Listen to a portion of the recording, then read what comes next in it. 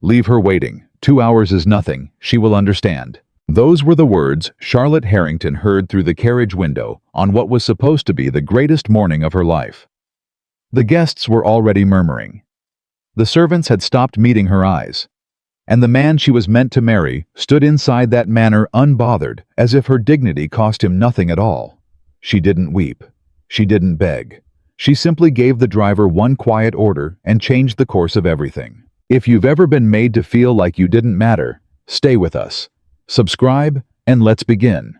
The silver watch had belonged to her father. Charlotte Harrington held it in her gloved hand, the way she had always held it, carefully, with the particular tenderness one reserves for things that cannot be replaced. The casing was worn smooth at the edges from years of being opened and closed. Opened and closed by a man who believed that time was the only honest currency a person truly owned. He used to say that. Time is the only honest currency, Charlotte. He'd press the watch into her palm and make her feel the weight of it. A man who cannot respect your time cannot be trusted with your life. She hadn't understood it fully then. She was beginning to understand it now. The carriage rocked gently. The matched grays stood still in the late morning air, their breath rising in soft clouds. Charlotte sat perfectly straight inside the coach, her back not touching the cushioned seat, the way her mother had drilled into her since childhood. Ladies do not slouch, Charlotte. Ladies do not fidget. Ladies do not show their desperation. She was not feeling desperate. She was feeling something she had no precise word for.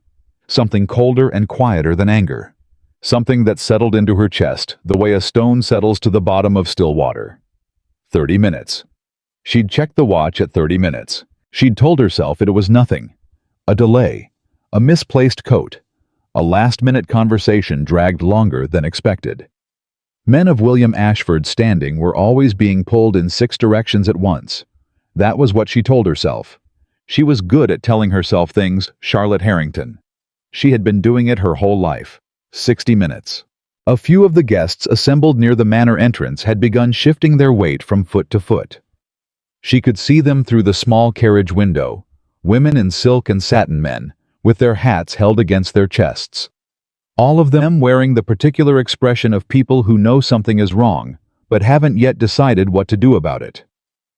Mrs. Alderton, who never missed a social occasion in the county, and never missed the opportunity to comment on one, leaned toward her companion and whispered something behind her gloved hand. Her companion's eyebrows rose. Charlotte watched them without moving. 90 minutes. She opened the watch again. Not to check the time, she knew the time. She opened it to feel the weight of her father's words against her palm. A person who cannot respect your time cannot be trusted with your life. The inscription was worn, but still legible, pressed into the inner casing in her father's particular script. She had been 12 when he'd written it there. He'd said he wanted her to carry it with her always. She hadn't understood then why it needed to be written down. Now she did. Some lessons need to be carved into something permanent, because the world will do its level best to make you forget them. She heard the voice before she saw who it belonged to. It came from somewhere near the side entrance of the manor, carried on the morning air with the casual ease of a man who has never had reason to lower his voice in his life. Leave her waiting. 2 hours is nothing. She will understand. Charlotte's hand stilled on the watch. The voice was William's. She knew it the way she knew the sound of her own name, without needing to think about it, without having to search for recognition. She had spent 3 years learning that voice. 3 years of afternoon calls and formal dinners and chaperoned walks along the East Garden path. 3 years of telling herself that his silences were strength, and his indifference was confidence, and that the things that made her feel small were simply the requirements of loving a powerful man. She had been so committed to her own excuses. Leave her waiting. She didn't move. Something inside her did, but her body remained perfectly still, her spine straight, her gloved hands folded one over the other in her lap, the watch pressed between her palms. 2 hours is nothing. This was what he thought of her time. This was what he thought of her. A woman who could be kept waiting for 2 hours, while the guests shuffled and the servants looked away and the morning burned through into midday, and she would simply understand. She would forgive. She would smooth it over with a smile and a careful excuse, and everyone would move on, and she would file it away in the same quiet place she had filed all the other small humiliations she had not allowed herself to name. She will understand. He wasn't even worried about it. That was the part that settled everything. Not the waiting. She might have forgiven the waiting, given time, given a sincere account of why. What she could not forgive, what lodged in her chest like a splinter, was the absence of concern.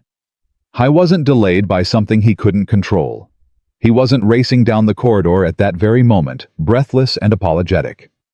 He was standing somewhere inside that manor, and he had made a deliberate choice, and he was unbothered by it, because he assumed she would be. Charlotte opened the carriage door herself. The footman reached for it, a half-second too late, startled, his training momentarily outpaced by his surprise. She stepped down without taking his offered hand, not unkindly, just efficiently, and her wedding dress settled around her on the gravel drive. She had spent 11 months deciding on this dress. Cream silk with ivory lace at the cuffs, a neckline that her mother had argued was too simple, and that Charlotte had chosen precisely because of its simplicity. She had wanted to look like herself. She had spent 11 months preparing to walk into a life with William Ashford, and in the 3 minutes that had elapsed since she heard his voice, she had quietly, completely, and without any drama whatsoever, dismantled all of it. She walked toward the side entrance. The guests near the main steps noticed her movement, and a ripple went through the gathered group. A collective adjustment, that subtle human recalibration that happens when something unexpected enters a scene. A few people straightened. A few stepped back. Mrs. Alderton's whisper died mid-syllable. Charlotte did not look at them. She found William in the corridor just inside the side door. He was standing with two men she recognized, his cousin Reginald and Mr. Forsyth, who managed several of the Ashford tenant arrangements, and he had a glass in his hand, and he was laughing at something. He laughed the way handsome men laugh when they are entirely comfortable, easily, with his whole face, not a trace of anxiety in him. He saw her, and the laugh faded. "Charlotte." He set the glass down. "I was just about to—" "I heard you," she said. It came out quieter than she intended. Not soft quiet, the kind of quiet that fills a room. William glanced at Reginald. "I beg your pardon." Through the carriage window. She held the watch loosely at her side. "Leave her waiting. 2 hours is nothing. She will understand." The corridor went still.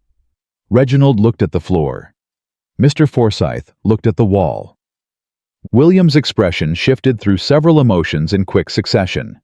Surprise, then something that might have been guilt. Then the particular tightening around the jaw that she had learned in 3 years meant that he was about to explain himself in a way that made her feel unreasonable for having feelings in the first place. "Charlotte, there were matters that required attention. I don't doubt it. And I simply needed a few moments to— William." She said his name the way her father used to say things when he wanted to end a conversation without raising his voice. Just the name, flat and final. "I have been sitting in that carriage for 1 hour and 47 minutes. I counted." His jaw tightened further. "I think you're being somewhat— Your guests are watching. Your servants are watching." She looked at him steadily. "And you are standing in this corridor, holding a glass, laughing." It was not as simple as, "Tell me something." She tilted her head very slightly. "When you said that just now, leave her waiting 2 hours is nothing, did you think about how I would feel when I heard it? Or did you simply not consider the possibility that I would—" He opened his mouth. She waited. He closed it again. "That," she said, "is what I thought." She turned and walked back out the side door and crossed the gravel drive in her cream silk dress, and the footman moved to open the carriage door before she reached it, because whatever he lacked in experience, he made up for in reading a room.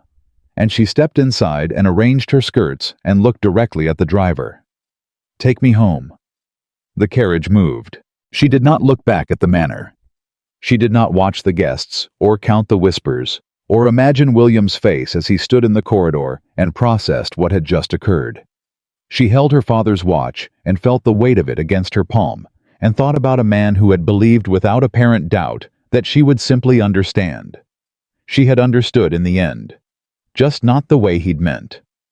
The Harrington estate was 12 miles west of Ashford Manor, and Charlotte arrived home before noon. Her mother, Eleanor Harrington, was waiting at the top of the front steps, in the particular posture she reserved for social catastrophes. Ramrod straight hands, clasped face arranged into an expression that was technically serene and actually furious. She had been informed by a rider, apparently. The county's information network was efficient in the ways that mattered most to it. Charlotte. Eleanor came down 3 steps. Charlotte, come inside. I'm fine, Mama. You are standing on your front drive in your wedding dress alone. Yes. Charlotte looked at her. I walked away. Something shifted in Eleanor's expression. Something she was working hard not to show. Come inside, she said again more quietly. People will see. People, Charlotte said, following her up the steps, have been watching me sit in a carriage for 2 hours. I think my dignity is past the point where it can be protected by going indoors quickly. The entrance hall was cool and dim after the brightness outside.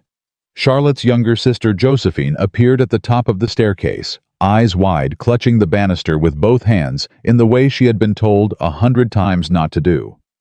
She was 20 and hadn't yet learned to conceal her face when she felt something. Charlie. Josephine came down the stairs. Is it true? Did you really? Yes. Did you say anything to him? Yes. What did you say? Charlotte removed her gloves 1 finger at a time. I asked him whether he had considered how I would feel when I heard what he said.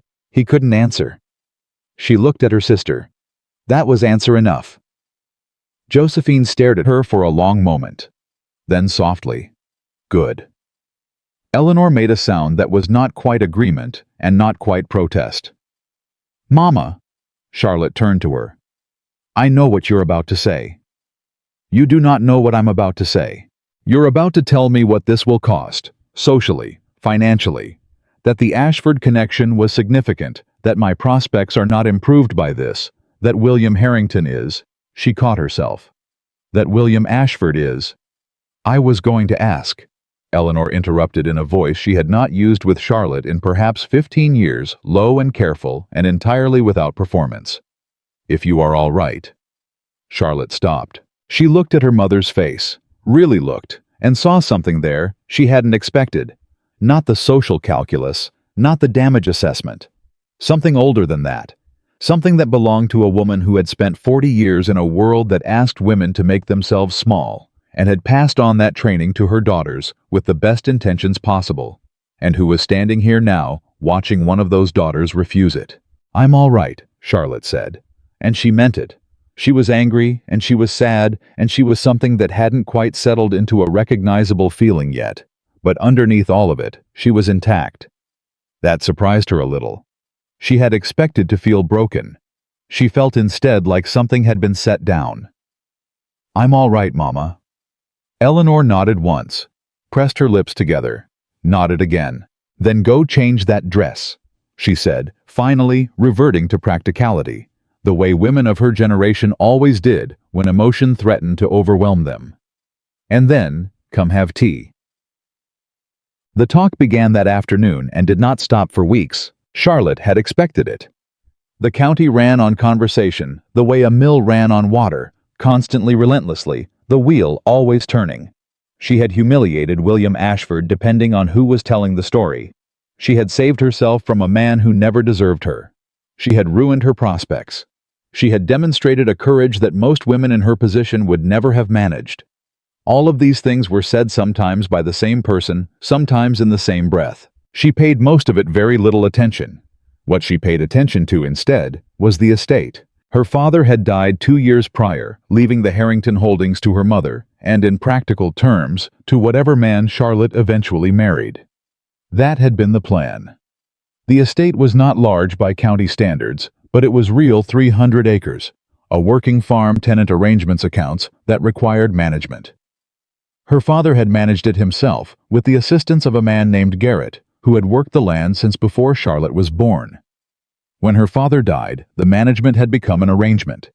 Nobody talked about directly. Garrett continued what he could. The accounts went slightly sideways, and Charlotte helped where she was permitted to help, which was not officially anywhere. The day after she came home in her wedding dress, she went to find Garrett, who was in the East Field, assessing a fencing issue that had been ongoing for 2 seasons. He was 62 years old and had the leathered, direct quality of a man who spent every day outdoors and very little time on pleasantries.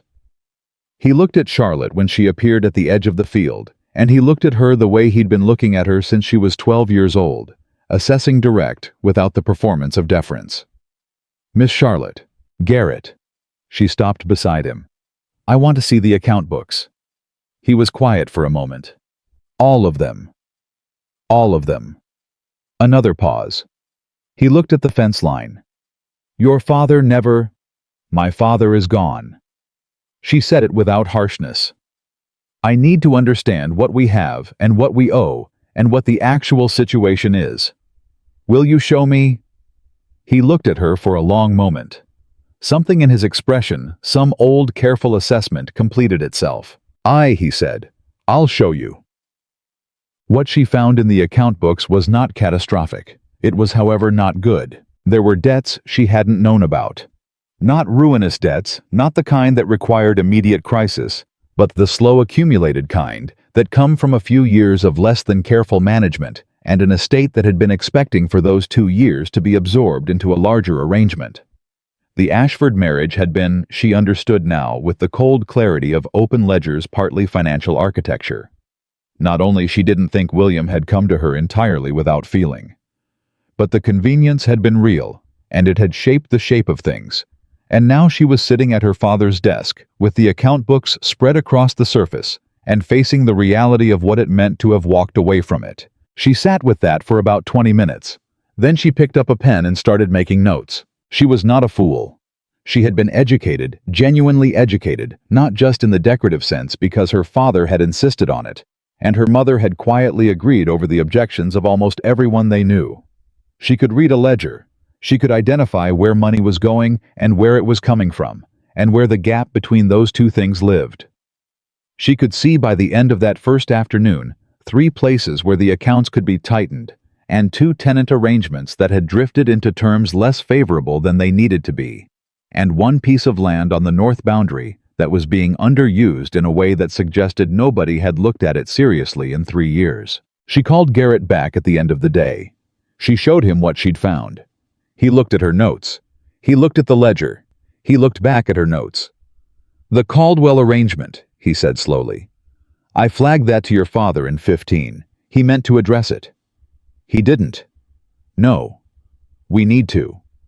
She tapped the north boundary notation. "And this, who handles the contract for the north parcel, has been informal, verbal mostly. That needs to change." I was quiet again. The particular quiet of a man who had spent decades dealing with people who had authority over him and was very carefully gauging whether the person now sitting in that chair was someone worth adjusting his approach for. Then he said simply, "Yes, miss, it does." The weeks that followed were not what Charlotte had imagined for herself. She had imagined in the way women were trained to imagine that her life would be organized around a husband's life. His interests, his household, his concerns, his mornings. She would be the person who managed the interior so that he could manage the exterior. That was the shape of things. She had spent 26 years preparing for that shape, even when she had doubts about it, even when something in her pushed back against the narrowness of it. Now she sat at her father's desk every morning before anyone else was awake, going through figures by candlelight. She negotiated carefully, and with considerably more success than she'd expected, a revision to the Caldwell tenant arrangement. She formalized the north parcel contracts. She identified a dispute with the neighboring Pembroke property over a hedgerow boundary that had been quietly festering for 6 years, and took it directly to the county land arbitrator, which shocked everyone involved because women of her station did not typically appear at county arbitration hearings. She appeared at this one. She won. Garrett, who had been reserved with her in the careful way of a man who has learned not to trust people quickly, began to trust her quickly. He didn't say so. He showed it in the way he started bringing her problems without waiting to be asked. In the way he stopped hedging his assessments when he gave them to her. In the way he occasionally said good thinking, with the flat, unadorned conviction of a man who didn't say things he didn't mean. Her mother watched all of this with an expression that Charlotte couldn't entirely read. Part pride, part anxiety, part something that might have been wonder at a daughter she was only now fully meeting. Josephine told her on a Tuesday evening about 3 weeks in that she was becoming something of a local legend. "People are talking," Josephine said, curled in the armchair by the sitting room window. "People are always talking. They're saying you walked away from the biggest match in the county and then came home and started running the estate like you'd been doing it for years." "I've only been doing it for 3 weeks. You won the Pembroke arbitration." Charlotte looked up from the report she was reading. "Who told you that?" "Mrs. Alderton." "Who heard it from the arbitrator's wife, who was apparently—" Josephine suppressed a smile, extremely impressed. Charlotte set the report down. "I had a legitimate claim and adequate documentation. It wasn't extraordinary." "It was extraordinary," Josephine said quietly. "You just don't think so because you've always been capable of it. You just weren't allowed to do it before." Charlotte looked at her younger sister for a moment. Thought about 11 months of planning a wedding. 3 years of careful self-diminishment in the service of being the kind of woman a man like William Ashford would choose. "No," she said after a moment. "I wasn't." She did not in those weeks allow herself to think about William Ashford very often. When she did, it was not with the pain she had expected. There was something there, loss maybe, or the ghost of what she'd wanted the thing to be, but it was quieter than she'd thought it would be. What surprised her was how little she missed the man himself, as opposed to the idea she'd built around him. She had loved, she thought, a version of William Ashford that she'd constructed out of hope and social expectation, and the particular longing that comes from wanting your life to move forward. She was not sure that version had been especially accurate. She heard about him, of course. This was the county. Information moved whether you wanted it to or not. He had gone to Savannah for several weeks. Business people said, though there was a quality to how they said it that suggested something more complicated. He had come back looking less certain of himself, which was something people noticed about William Ashford, because certainty was so fundamental to his manner that its absence was conspicuous. He had asked after her once through a mutual acquaintance. She'd heard about it secondhand. The inquiry had been careful and formal, which was appropriate, and she had sent back nothing, which was also appropriate, and that had been that. Or so she thought. It was a Wednesday, 6 weeks after the wedding that hadn't happened, when she looked up from the hedgerow boundary survey she was reviewing and found Garrett standing in the doorway of the study with an expression she couldn't immediately classify. "Someone to see you, miss." She looked at him. "Who?" A pause. The kind of pause that carries information. "William Ashford." She set the survey down. Outside the window, the afternoon light was moving through the elm trees in long, slow patterns the way it did in October, gold going amber. She looked at it for a moment. "Tell him I'll be down in 5 minutes." Garrett nodded. He didn't move immediately. He stood in the doorway with the look of a man who has something he wants to say and is deciding whether to say it. Garrett. "He came alone," Garrett said. "No groom, no footman, rode himself." He paused. "Thought you'd want to know that." He left. Charlotte sat at the desk for a moment longer, her hand resting on the hedgerow, survey the afternoon light moving over the papers. She thought about a carriage and a silver watch and 1 hour and 47 minutes. She thought about a voice carrying through the morning air, unbothered and easy, and certain she would understand. She picked up the watch from where it sat on the corner of the desk, felt the weight of it, set it back down, stood up, and went downstairs. I was standing in the entrance hall. Not the way powerful men usually stood in rooms, not with the loose proprietary ease that William Ashford had always carried in his body, that sense of a man who considered every space he entered to be more or less his. He was standing differently. She noticed it before anything else. Straight, but not comfortable. His hat was in his hands. He was working the brim of it with his fingers in a way that he would not have done if he'd been thinking about it. He looked at her when she came down the stairs. "Charlotte." His voice was careful, every word of it careful. She stopped on the third step from the bottom, which put them approximately at eye level.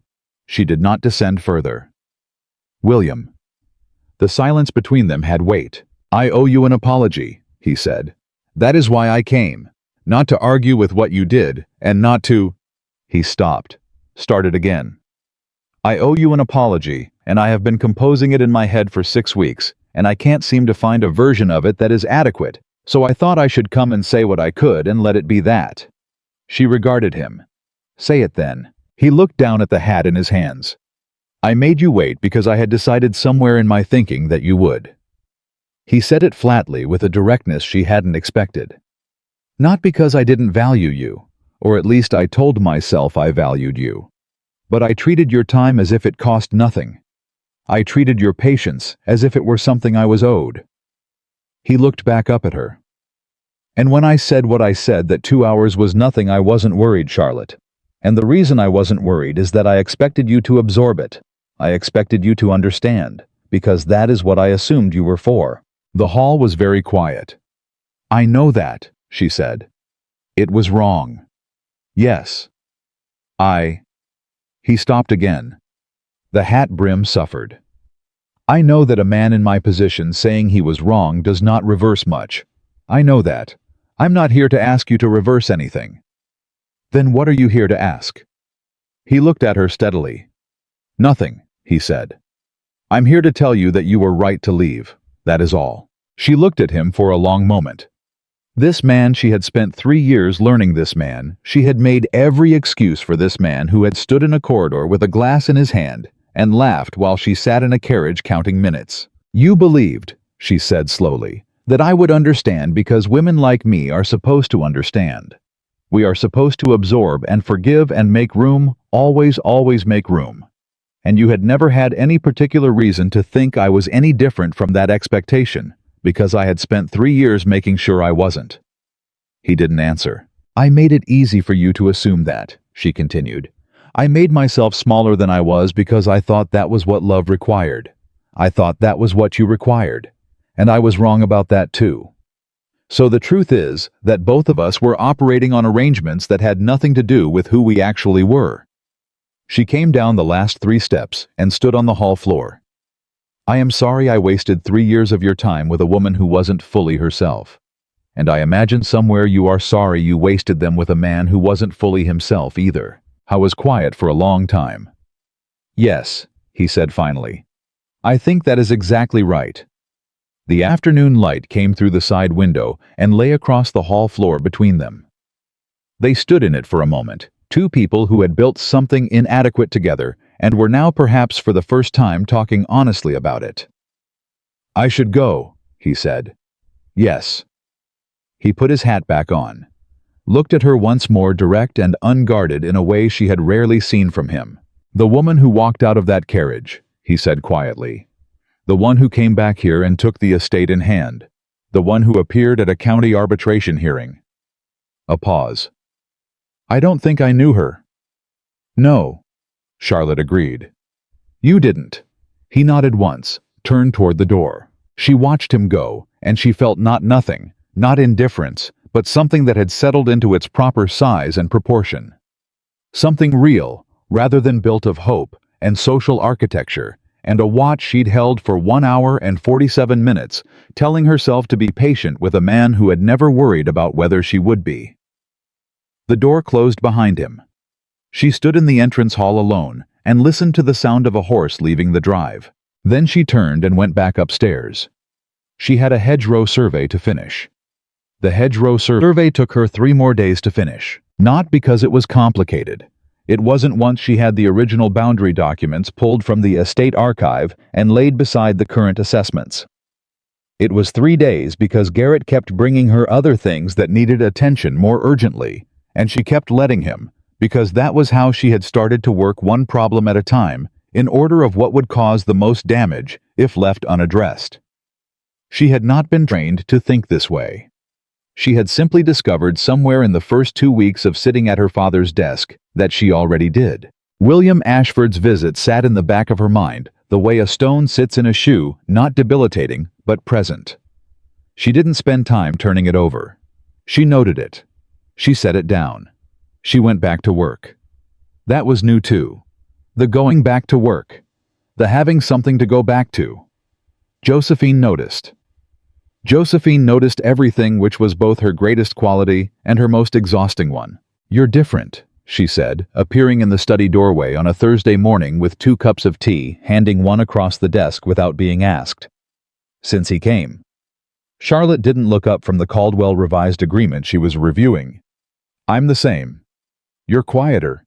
I was always quiet. You're a different kind of quiet." Josephine settled into the chair across from the desk, tucking her feet beneath her, in the way their mother would have corrected instantly if she'd been in the room.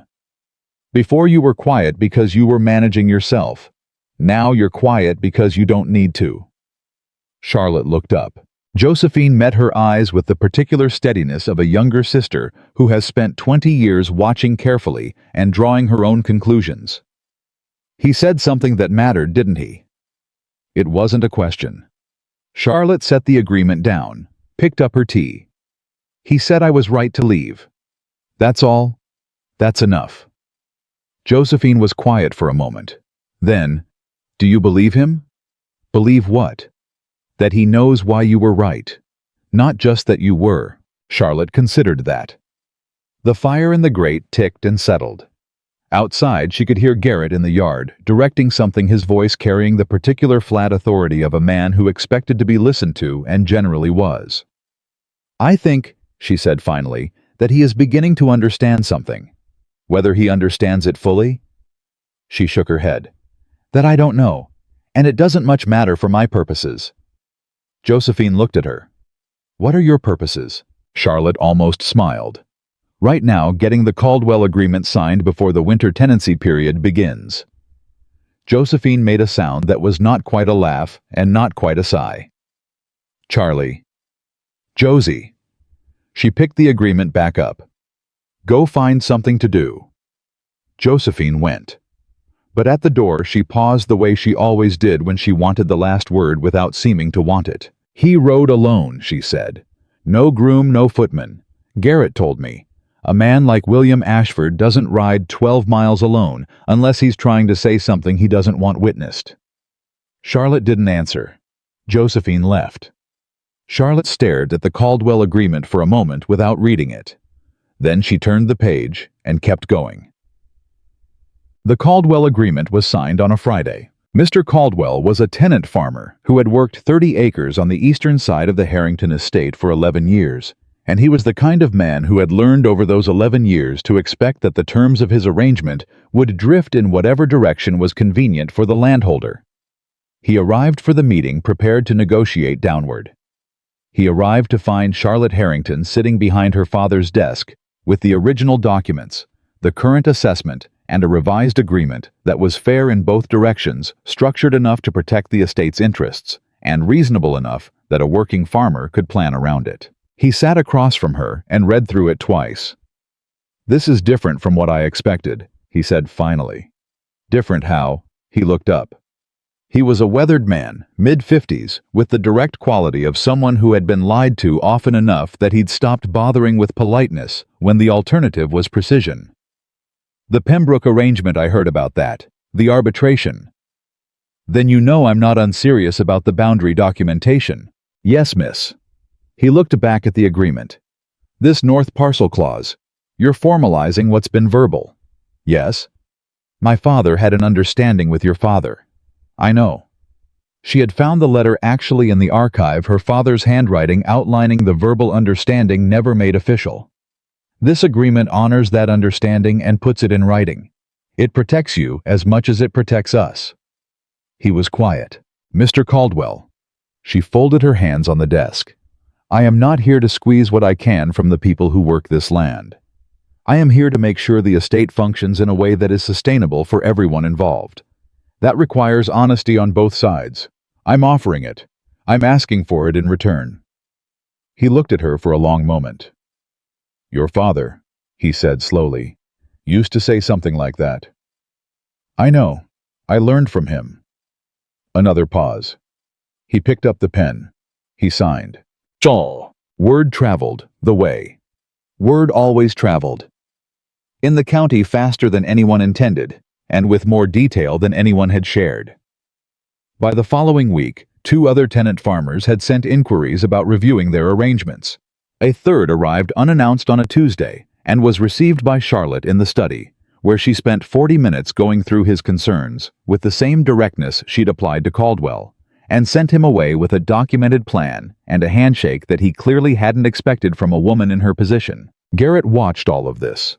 He didn't comment directly, that wasn't his manner, but she caught him once speaking to one of the younger farmhands in the yard, and she heard him say simply, and without elaboration, "Miss Harrington knows what she's doing." It was 4 words. It settled something in her chest that she hadn't realized was still uncertain. Her mother continued to watch with that complicated expression, the one that mixed genuine pride with the anxiety of a woman who understood exactly how the world was going to receive a 26-year-old unmarried woman making business decisions in a county where that was not the expected shape of things. Eleanor raised it finally on a Sunday evening in the sitting room. "People are asking questions," she said, not looking up from her needlework. "About your intentions." Charlotte looked up from the estate report she was reviewing. "My intentions for the estate." "Your intentions generally." Eleanor set the needlework in her lap. "Mrs. Pemberton asked me at church this morning whether you had received any other offers. Mrs. Alderton asked whether you had considered—" a pause. "Whether you might reconsider William." Charlotte set the report down. "What did you tell them?" "I told them my daughter was occupied with the estate and that her personal arrangements were her own business." Eleanor met her eyes. "Which is true. But Charlotte, there are things I need to say, not as a woman managing appearances, but as your mother." "Say them then." Eleanor looked at her steadily. "You are capable. That has never been in question in this family. What concerns me is that capability in a woman of your age and position without the structure of—" She stopped. Restarted. "The world will make this harder for you than it needs to be. The law does not protect what you're building the way it would if you had a husband's name on those documents. I know. The Caldwell Agreement, the arbitration. These are impressive, Charlotte. But if someone challenges the estate management, if there is a legal question about your authority—" "The estate was left in trust to you," Charlotte said, "and you have authorized my involvement in writing. I spoke with Mr. Hadley about it last week." She watched her mother's expression shift. "I know the law too, Mama. I'm not building this on a foundation that can be kicked out from under me." Eleanor stared at her. "You spoke with the solicitor?" 2 weeks ago. He was surprised but accommodating." Charlotte allowed herself a small dry note. "He said you rarely authorize this kind of explicit delegation." "He's correct. He also said," Charlotte continued, "that if we structure it properly, the documentation will withstand most challenges short of an outright court dispute, and I don't anticipate an outright court dispute." Her mother was quiet for a long moment. "You have been very busy," she said finally, in a tone Charlotte couldn't quite place. "Yes." "Without telling me." "I didn't want you to worry until I had something solid to show you." Eleanor looked back at her needlework, picked it back up. Her fingers moved for a moment before she said quietly, without looking up, "Your father would have been—" She stopped. "He would have had a great deal to say." Charlotte looked at her, felt the particular ache that her father's name still produced 2 years on. "Good things, do you think?" "Mostly." A pause. "He would also have worried about you carrying too much alone."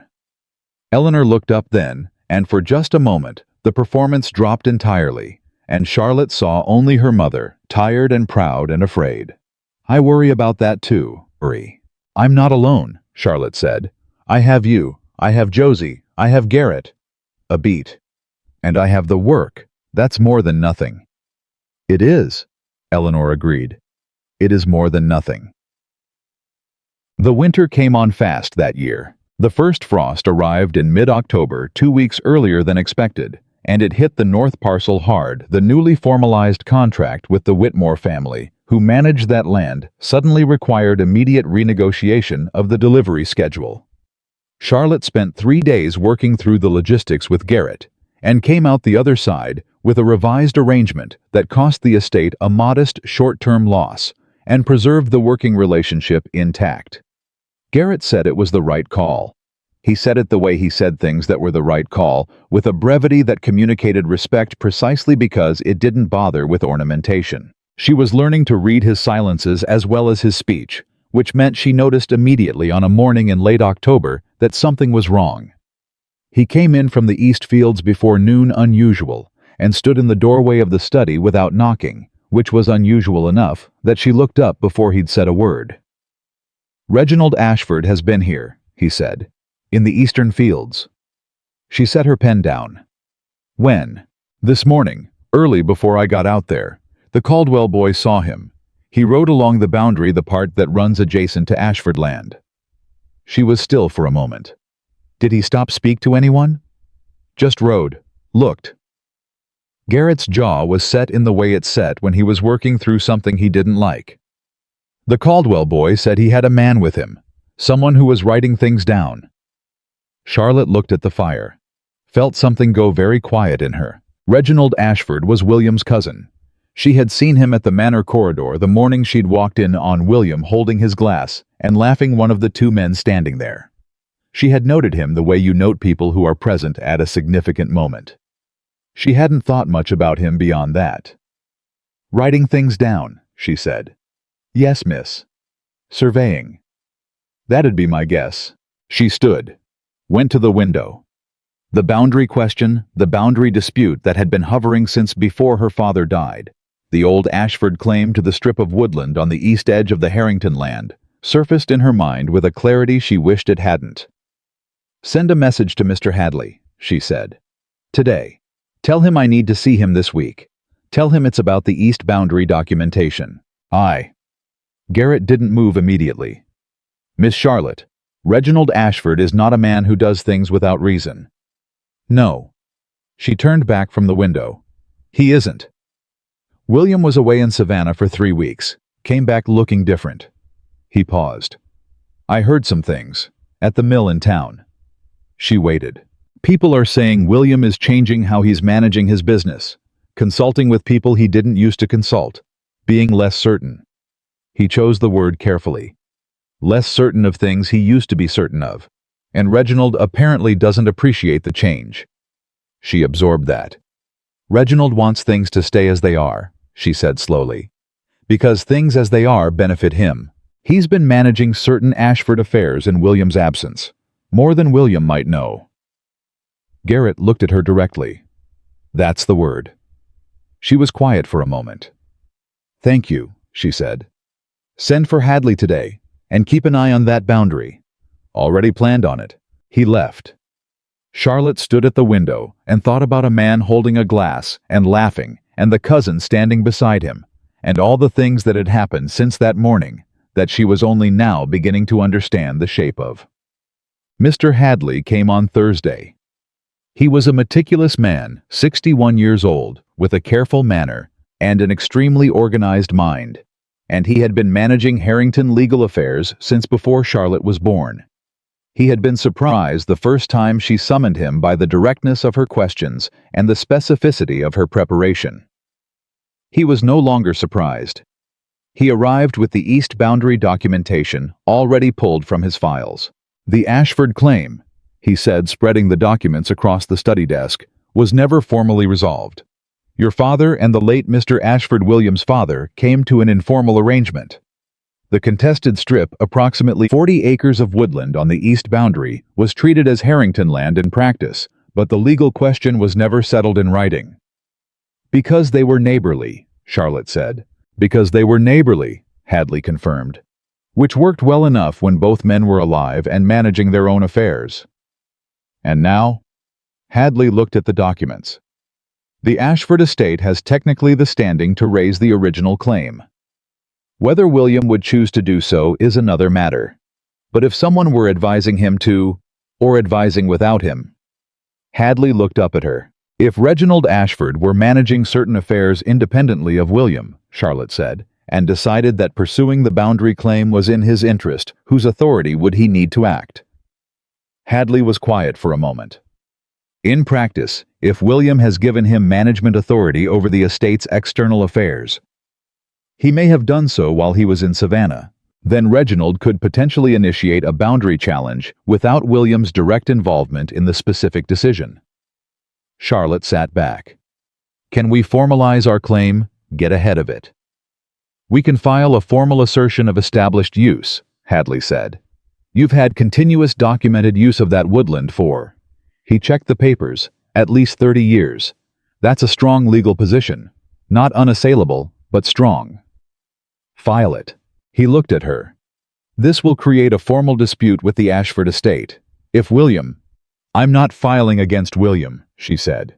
I'm protecting what belongs to this family. If there is no challenge, the filing sits in a drawer and nothing comes of it. If there is a challenge, we are not starting from nothing. She met his eyes. File it. Hadley nodded slowly, gathered the documents. I'll have the paperwork ready by the end of the week. He stood to leave, then paused. Miss Harrington. He said it with the particular weight of a man who has decided to say something outside his professional remit. I have handled legal affairs for this family for 32 years. I handled your grandfather's will and your father's affairs and a good number of matters in between. He looked at her steadily. I have rarely met someone of any age, He paused. Chose his word, any circumstance who took hold of a situation like this as quickly as you have. Your father would have expected it. I confess I did not. Charlotte looked at him. Felt the compliment land in a quiet, solid way that had nothing to do with how it made her appear to anyone else. Thank you, Mr. Hadley, she said. File the paperwork. She did not intend to be at the market in town that Saturday. The supply run was Garrett's standing arrangement, but one of the farmhands had come down sick, and the other was needed at the north parcel for a fence repair that couldn't wait, and Charlotte had found herself at 7 in the morning making the pragmatic decision to go herself. Her mother had expressed a series of opinions about this. Charlotte had listened to them, put on her coat, and gone anyway. The market was the kind of place that had opinions about everyone, and formed them quickly, and expressed them loudly. And Charlotte had known since she walked away from her wedding carriage that she would be a topic of sustained interest for the foreseeable future. She had made her peace with that. She was good at making her peace with things once they were decided. She was talking with the grain merchant, a tall, spare man named Jepson, who had an efficient manner she respected when she felt the shift in the ambient noise that happens in a small market when something unexpected walks in. A change in the frequency of the background conversation, a few heads turning. She turned. William Ashford was crossing the market square. I was alone again. That was the first thing she registered. Hat pulled against the windcoat collar up, moving with the directness of a man who had somewhere to be. He hadn't seen her yet. She had approximately 4 seconds to decide what to do with that fact. She turned back to Jepson and kept talking about grain prices. The decision was made before she was fully conscious of having made it. She was not going to adjust her behavior for his presence. That was a different Charlotte, the one who had made herself smaller for 3 years, the one who had managed her expressions and her movements and her words in constant reference to what he might think of them. That Charlotte had left in a carriage 6 weeks ago and hadn't come back. Jepson was mid-sentence about the winter yield projections when she heard footsteps stop beside her. Miss Harrington. She finished Jepson's sentence with him, which puts the January price somewhere around, before she turned. William was standing 2 feet away, hat in hand. The wind had been at him, and he looked it. He looked also, she noticed, like he had not been sleeping well. There was something around his eyes, not haggardness exactly, but the particular quality of a man whose thoughts are keeping him occupied past the hours when thought is useful. Mr. Ashford. She kept her voice even, professional the way it was when she was dealing with Hadley or Caldwell or anyone else. Good morning. He glanced at Jepson, who had developed a sudden intense interest in his grain records. Could I have a moment? I'm in the middle of a moment, he said again. Not demanding. Almost the opposite, there was something in it that was closer to asking than she had ever heard from him. She looked at Jepson. Excuse me. They moved to the edge of the square, out of the most direct traffic, though she was under no illusion that this conversation was private. Approximately 30 people within earshot were currently pretending to be interested in other things. I heard about the boundary filing, William said. She kept her expression steady. Did you? Yesterday, from Hadley, from your solicitor indirectly. He looked at her directly. Charlotte, I need to tell you something about Reginald. You don't need to tell me anything about Reginald. He stopped, started again. I gave him authority over certain external arrangements while I was in Savannah. It was a convenience. I didn't. His jaw worked for a moment. I wasn't paying close enough attention to what he was doing with it. I see. The east boundary, the survey he had done, I didn't authorize that. He held her gaze. I want you to know that. Whatever he was building toward, I didn't authorize it, and I'm stopping it. She was quiet for a moment. Why are you telling me this? She asked. Because it's your family's land, he said.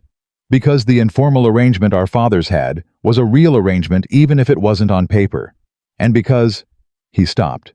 Because what? He looked at her for a long moment. Around them, the market noise went on voices carts, the particular ambient sound of a small community conducting its business while conducting its observation simultaneously. Because I owe you a clean field, he said. Whatever you're building over there, you should be building it without someone picking at your foundation. A pause. Reginald is my responsibility. I should have been paying attention. I wasn't. That ends. Something shifted in her chest. Subtle the way the first change in a tide is subtle, easy to miss if you're not watching closely, unmistakable if you are. The filing stands, she said. I'm not asking you to withdraw it. It protects the estate regardless of who's making decisions at Ashford Land. Yes. He held her gaze. It should. They stood in the edge of the market square. 2 people with 30 observers and a very cold wind, and approximately 2 months of complicated history between them, and for a moment, neither of them spoke. The silence was different from the ones they'd had before, less performed, less managed. More honest than almost anything they'd said to each other in 3 years. Thank you for telling me, she said finally. He nodded, put his hat back on. How is the estate? The question surprised her. Not the topic, the directness of it. The simple, genuine interest. Better than it was, she said. Garrett, essential. The corner of her mouth moved almost imperceptibly. He says good thinking about once a week now, which I've decided is the highest praise available in this county. William looked at her, and for just a second, something moved across his face, not quite a smile, but the shadow of one. Something real. He's not wrong, he said quietly. He touched the brim of his hat, an old-fashioned gesture, the kind her father used to make, and walked back across the market square. Charlotte turned back to Jepson, who was still studying his grain records with extraordinary concentration. January price, she said. He looked up. Right. He found his place. Around 16 shillings a bushel given the yield. She listened and took notes and did not watch William Ashford leave the square, and felt the thing in her chest settle into something she didn't have a word for yet. But that was warm and complicated, and entirely her own. The solicitor's filing was formally acknowledged by the county office the following Monday. By Tuesday, it was in Reginald Ashford's hands. By Wednesday, Charlotte received a letter. It was not from William. The handwriting on the envelope was unfamiliar, formal, and tight, the kind of script a man uses when he wants to project authority. And she opened it at the study desk with Garrett standing nearby, because he had been present when it arrived, and she saw no reason to pretend it wasn't exactly what it was. She read it twice. Then she set it flat on the desk and looked at it. Reginald, she said. Bad. He's claiming the boundary filing is an aggressive action against the Ashford estate, and that his attorney will be responding formally within the fortnight. She looked up. He also suggests in language I'm fairly sure he worked on for some time, that a woman managing an estate independently of any male authority is likely to make decisions that are his word intemperate. Garrett's expression did not change, but something in it hardened. He'll find, she said, folding the letter and setting it aside, that I've been extremely temperate. Every document I've filed, every arrangement I've renegotiated, Every conversation I've had with every tenant and solicitor and arbitrator since September. All of it is documented, all of it is legal, and all of it is airtight. She looked at Garrett. Get me Hadley. Already sending. Good. She pulled a fresh sheet of paper toward her and picked up her pen. And Garrett, Miss Charlotte. This is going to get louder before it gets quieter. He looked at her steadily. Reckoned it might. I need to know you're in for the duration of it. A pause. The kind that wasn't uncertainty. The kind that was someone taking a genuine moment before saying something they meant. I worked for your father for 23 years, Garrett said. I don't recall him ever having to ask me that question. Charlotte looked at him. No, she said. I don't suppose he did. She picked up the pen and started to write. Outside, the October wind picked up along the east boundary of the Harrington land. 40 acres of contested woodland, standing quiet under a white sky belonging by every honest measure exactly where they'd always belonged. And in her father's study at her father's desk, Charlotte Harrington wrote the response that would make absolutely certain that Reginald Ashford understood what he was dealing with. She took her time. She was not in any hurry. Hadley arrived by 9 the following morning. He read Reginald's letter standing up, which was unusual for him. Hadley was a man who preferred to sit before forming opinions, who believed that conclusions reached while standing were conclusions reached too quickly. The fact that he read it standing and didn't sit down told Charlotte everything she needed to know about his immediate assessment. Intemperate, he said, setting the letter on the desk. His word. He chose it deliberately. Hadley finally sat pulling his own documents from his case, with the precise, unhurried movements of a man who had spent 4 decades making opposing counsel feel rushed by contrast. It's a legal framing, not just an insult. If this goes to a formal dispute, he'll argue that the filing was made without proper authority, that your management of this estate lacks the legal standing to initiate formal claims. Charlotte kept her expression steady. Which is why we documented the authorization from my mother. Yes, which is why that will be his next line of attack. He looked at her. He'll go after your mother, Charlotte. He'll argue she was improperly advised, that she didn't understand what she was authorizing. My mother, Charlotte said evenly, understands exactly what she authorized. She can speak for herself. In a county court proceeding, she may be required to. He folded his hands on the desk. Are you prepared for that? Charlotte thought about Eleanor Harrington, her spine, her precision, the way she managed a room by the sheer quality of her attention. She thought about what her mother had said on Sunday evening in the sitting room, that particular moment when the performance dropped, and what was underneath it was simply a woman who was proud and afraid and paying attention. Yes, Charlotte said, we're prepared for that. Hadley looked at her for a moment. Then he opened his document case and began to lay out papers with the quiet efficiency of a man going to work. Then let's build you something Reginald Ashford cannot knock down, he said. They worked for 4 hours. By the time Hadley left, they had a formal response, documented a legal brief supporting the established use claim that reached back 30 years in estate records, and a clear procedural path through the county court system that would, if Reginald pushed the boundary challenge, meet him at every step with documentation solid enough to make the pushing expensive and slow. Hadley had also quietly, and without being asked, begun pulling records on the previous Ashford boundary claim, the original dispute from decades past, to establish precisely how and on what terms it had been left unresolved. What he found 2 days later was something nobody had expected. He came back on Friday with a different quality to his manner. Not alarmed. Something more controlled than alarm, the careful steadiness of a man who has found something significant and is disciplining his reaction to it before he delivers it. He sat down across from Charlotte and put a single document on the desk between them.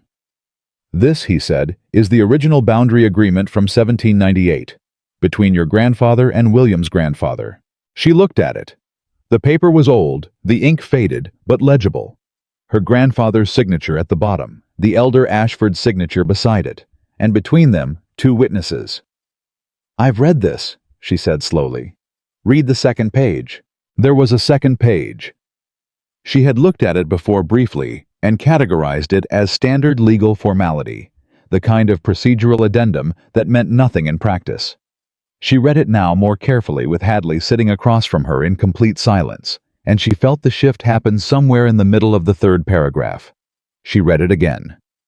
"The woodland parcel," she said, "was explicitly granted to the Harrington estate in perpetuity," Hadley confirmed, "in exchange for the Harrington family's agreement to maintain the eastern drainage system that prevents flooding on the Ashford lower fields. An exchange that was honored, I've checked, for the next 40 years. Until the drainage maintenance was picked up as a county responsibility in 1814. Charlotte set the document down. "Reginald doesn't know this exists," she said. It wasn't a question. Based on what he's filed, no. His challenge rests on the original dispute as if it were never settled. Either he never found this document or William's family's archive is poorly managed and nobody looked. She thought of Reginald writing the east boundary with a man writing things down. The survey. The careful predatory preparation. All of it built on a foundation that had a crack in it he'd never found. This doesn't just defend our position. This ends his challenge before it begins. If we file this with the county court, Reginald's formal challenge has no legal basis." Hadley was precise and unhurried. The parcel was settled in 1798. He has been attempting to reopen a dispute that was resolved before his father was born. The room was very quiet. Charlotte looked at the document for a long moment. Then she looked at Hadley. "Does William know about this?" A pause. "I couldn't say. If his own family's archive is as disorganized as it appears, it's possible no one in the current generation has seen it." "Someone needs to tell him," she said. Hadley looked at her with a carefully neutral expression. "That is not strictly our legal obligation. No." She kept her gaze steady. "But it's the right thing to do. William didn't authorize that survey. He told me so himself. He's been acting in good faith or trying to. If his cousin is pursuing this without his knowledge, he has a right to know what Reginald has been doing in his name and why it's about to fail badly." Another pause. "And if telling him gives him the opportunity to withdraw Reginald's authority before it goes to court, then nobody has to go to court." She picked up the document. "Which is better for everyone." Hadley was quiet for a moment. Then, with the particular expression of a man who has decided he respects someone and is acknowledging it without ceremony. "How do you want to proceed?" "File with the county court," she said. "Today. And send William a message. Tell him I'd like to meet." The reply came by the following morning. William would call at 2 o'clock if that was convenient. The note was brief and careful, the handwriting different from how she remembered it, less sweeping, more deliberate. She noticed that. She wasn't sure what it meant. She put the note in her desk drawer and went back to work, and at 2 o'clock she was at her father's desk when Josephine appeared in the study doorway with the particular expression she wore when she was trying to be neutral and finding it effortful. "He's here. Show him in." "Charlie." Josephine kept her voice low. "Are you all right?" Charlotte looked at her younger sister, the wide eyes, the hands gripping the doorframe, and felt a wash of affection for someone who cared this openly and couldn't help it. "I'm fine, Josie. Show him in." Josephine disappeared. A moment later, footsteps in the corridor, a single set, unhurried, and William Ashford appeared in the doorway of her father's study for the first time in the 2+ months since she had last seen him in this house. He looked different than he had at the market. Steadier somehow. Less like a man who wasn't sleeping, and more like a man who had made a decision and was living in it. He was dressed plainly without the markers of status he usually deployed unconsciously. No signet ring, no particularly fine coat. Just a man in good functional clothes, standing in a doorway with his hat in his hands. "Thank you for coming," she said. "Thank you for the message." He looked at the desk, the papers, the estate documents, the organized evidence of 2 months of concentrated work, and something moved across his face that she didn't try to name. "You've been busy." "Yes." He came in and sat in the chair across from the desk. The same chair where Hadley sat, where Caldwell had sat, where all the practical business of the estate had been conducted since September. He sat in it the way those men sat, directly without performance. She put the 1798 document on the desk and turned it to face him. He leaned forward. Read. His expression shifted almost immediately. She watched it happen, the gradual comprehension, the growing tightness. He read it all the way through and then sat back and looked at the ceiling for a moment. I didn't know this existed, he said. I assumed. Our archive is... He stopped. My father was not an organized man. I've been trying to get through the estate records for 2 years and I haven't finished. He looked at her. How did Hadley find it? He's thorough. Where? Your county records office. The original filing from 1798 was duplicated there as part of the boundary registration. Your family's copy may still be in the archive somewhere, but nobody found it. She watched his face. Reginald certainly didn't. The name landed between them. William's expression for just a moment was something she had never seen from him before.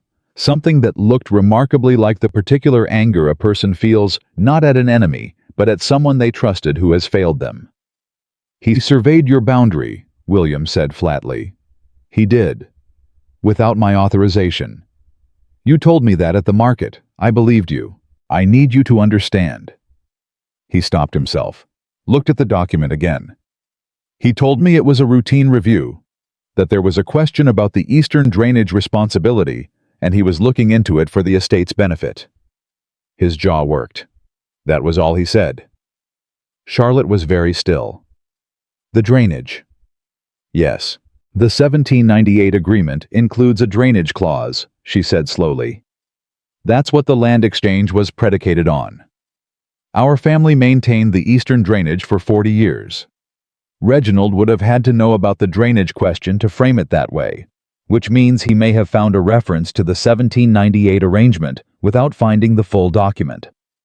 William was looking at her with an expression she couldn't immediately categorize. He knew enough to look, Charlotte continued, but not enough to know what he'd find if he looked properly.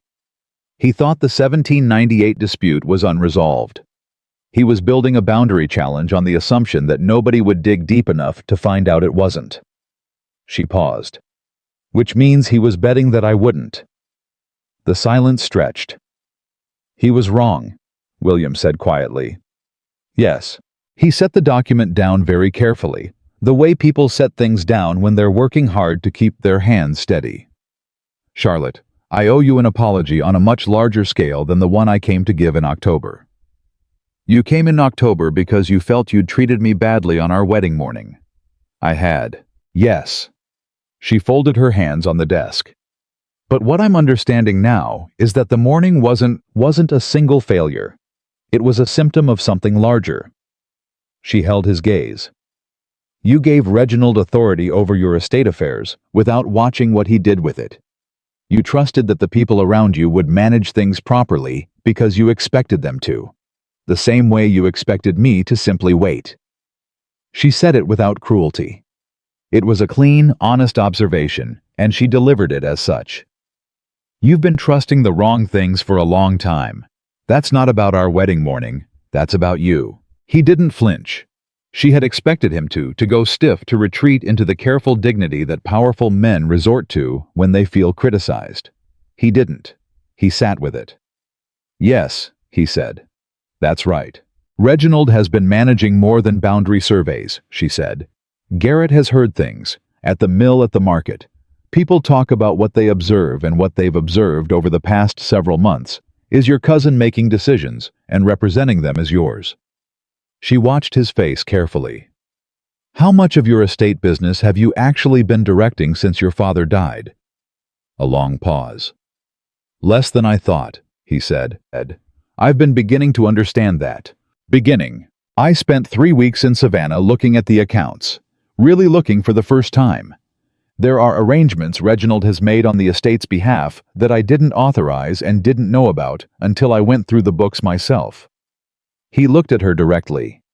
I've been the kind of man who expected things to be handled, who trusted the shape of his life without examining it. A beat. You told me that. In the corridor on our wedding morning.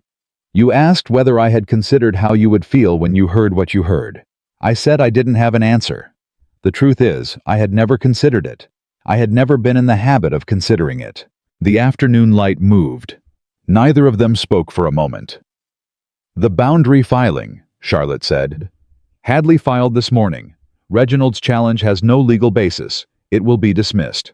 I'll pull Reginald's authority over external affairs today." The decision was already made. She could hear it. No deliberation, no hedging. "I should have done it weeks ago. He stopped. "I've been thinking about what you said in October. That you were sorry you'd spent 3 years with a woman who wasn't fully herself. That you'd spent those years with a man who wasn't fully himself." He looked at the document on the desk. "I've been trying to work out what that means, who I actually am when I'm not assuming everything will be handled, and it's harder than I expected. Something raw in it. I've had every convenience my entire life, every assumption confirmed. Nobody ever left the room because of something I did until you walked out of that carriage." He looked at her steadily. "That's the thing I keep coming back to. Not the embarrassment of it. The fact that it was possible. That a woman with every reason to stay and absorb and understand chose not to." Charlotte looked at him for a long moment. "That wasn't courage," she said. "Not on that morning. It was something more basic than courage. It was just finally hearing what I already knew." She touched the edge of the desk, her father's desk solid and real under her hand. "My father used to say that time is the only honest currency a person owns. When I heard you say what you said, that 2 hours was nothing, I understood for the first time what that phrase actually meant." She met his eyes. "You weren't late. You were telling me exactly what you thought my time was worth. Exactly what you thought I was worth. And you were entirely unbothered by it." He didn't look away. "I know," he said. "I've thought about that every day since. I'm not telling you this to—" She stopped herself, took a breath. "I'm not trying to punish you, William. I'm trying to be honest with you, because I was not honest with you for 3 years. I managed myself very carefully in your company, and I let you believe I was a woman who would wait and absorb and understand, because I thought that was what love required. It wasn't love. It was self-erasure." A pause. "I was a participant in my own diminishment. I need to own that." He was very still. "You're saying we both failed each other?" "I'm saying we both failed ourselves," she said, "and that the failure met in the middle and produced something that looked like a relationship but wasn't." The afternoon was very quiet. Outside, the wind had dropped. She could hear distantly Garrett in the yard, the low, efficient sound of work continuing. The estate going on. William looked at the 1798 document on the desk. "May I ask you something?" "Yes. Why did you tell me about this? You could have filed the document, had Reginald's challenge dismissed, and never said a word to me until it was over. You had no obligation to—" "No," she agreed. "I didn't." "Then why?" She thought about how to answer honestly. "Because you came here in October and told me I was right to leave. Because you came to the market and warned me about the survey without being asked. Because you have been—" She paused. "You've been trying to be better than you were. Quietly, without making it into a performance. And because that matters to me, not because I'm waiting for something, but because I believe in telling the truth when I can." She held his gaze. "You deserve to know what your cousin was doing in your name. That's all." He looked at her for a long moment. "Charlotte, don't." She said it gently but clearly. "Not now, not today. What I just told you, that's not an opening. It's the truth and you should have it. But this—" She gestured slightly at the space between them. "Whatever this is, it needs time. It needs you to finish the work you've started on yourself before it becomes anything else." He was quiet. "Yes," he said finally. "I understand." He picked up his hat, stood, looked at the desk one more time, the organized papers, the evidence of the woman sitting behind it. With that expression, she had started to learn the one that was not quite what she'd thought it was when they'd been courting. Less confidence and more something genuine. Less performance and more actual feeling. "Reginald," he said at the door. "I need to know, did he know about you and me about the morning, and why?" "I don't know," she said honestly. "But I think the boundary survey had more than one purpose." He looked at her sharply. "If the boundary challenge succeeded," she said carefully, "the estate would be vulnerable, My mother's authorization of my management role would be in question. The whole structure of what I've built here would be destabilized. She let that sit for a moment. A woman running an estate independently fighting a legal dispute without a husband's support. That's a very different picture than a woman running an estate that's legally airtight and financially improving. William's expression went very still. He was trying to weaken you, he said slowly. Yes. So that I would need help. She held his gaze. Specifically the kind of help that comes with a price. Whether that price was the boundary land or some other arrangement, I don't know. But Reginald Ashford has been managing your affairs in the direction of his own benefit for longer than either of us knew, and I was a very convenient problem for him. She paused. I am significantly less convenient now. The silence lasted long enough to be complete. Then William said in a voice that was quiet and entirely certain, I will deal with Reginald. I know. She met his eyes. I'm not asking you to. I know you're not. He put his hat on. That's exactly why I'm telling you. He left. She listened to his footsteps in the corridor, the front door, the sound of a horse in the drive. She sat at her father's desk and listened until the sound was gone, and then she sat in the quiet for a moment longer, just breathing. Josephine appeared in the doorway approximately 4 seconds later, which meant she had been in the corridor the entire time. Charlotte looked at her. How much did you hear? Enough. Josephine came in and sat in the chair across the desk. She was quiet for a moment, unusual for her, and therefore significant. Charlie, he's changing. He's trying to. That's not nothing. No. Charlotte picked up the pen, pulled the next document toward her. It's not nothing. Do you still have feelings for him? Charlotte looked at the document without reading it. Thought about a man who had ridden 12 miles alone twice now, who had warned her about a cousin's manipulation, without being asked who had sat in this room and said I know without flinching, when it would have been easier to explain or defend. What I feel, she said carefully, is not simple enough to put a name to right now, and I'm not going to try. She looked at her sister. What I know is that this estate is doing well, that the boundary challenge is resolved, and that I need to finish reviewing these tenancy renewals before Garrett needs them tomorrow morning. Josephine looked at her for a long moment. Then she stood, leaned across the desk, and pressed a quick, uncharacteristic kiss to the top of Charlotte's head, the way she used to when they were children, and one of them was managing something hard. All right, she said. I'll leave you to it. She left. Charlotte looked at the tenancy renewals. She thought about the 1798 document and a grandfather who had made a fair exchange and put it in writing because some things need to be in writing, so the world cannot pretend they never happened. She thought about a man learning for the first time in his life that the assumptions he'd built his world on were wrong.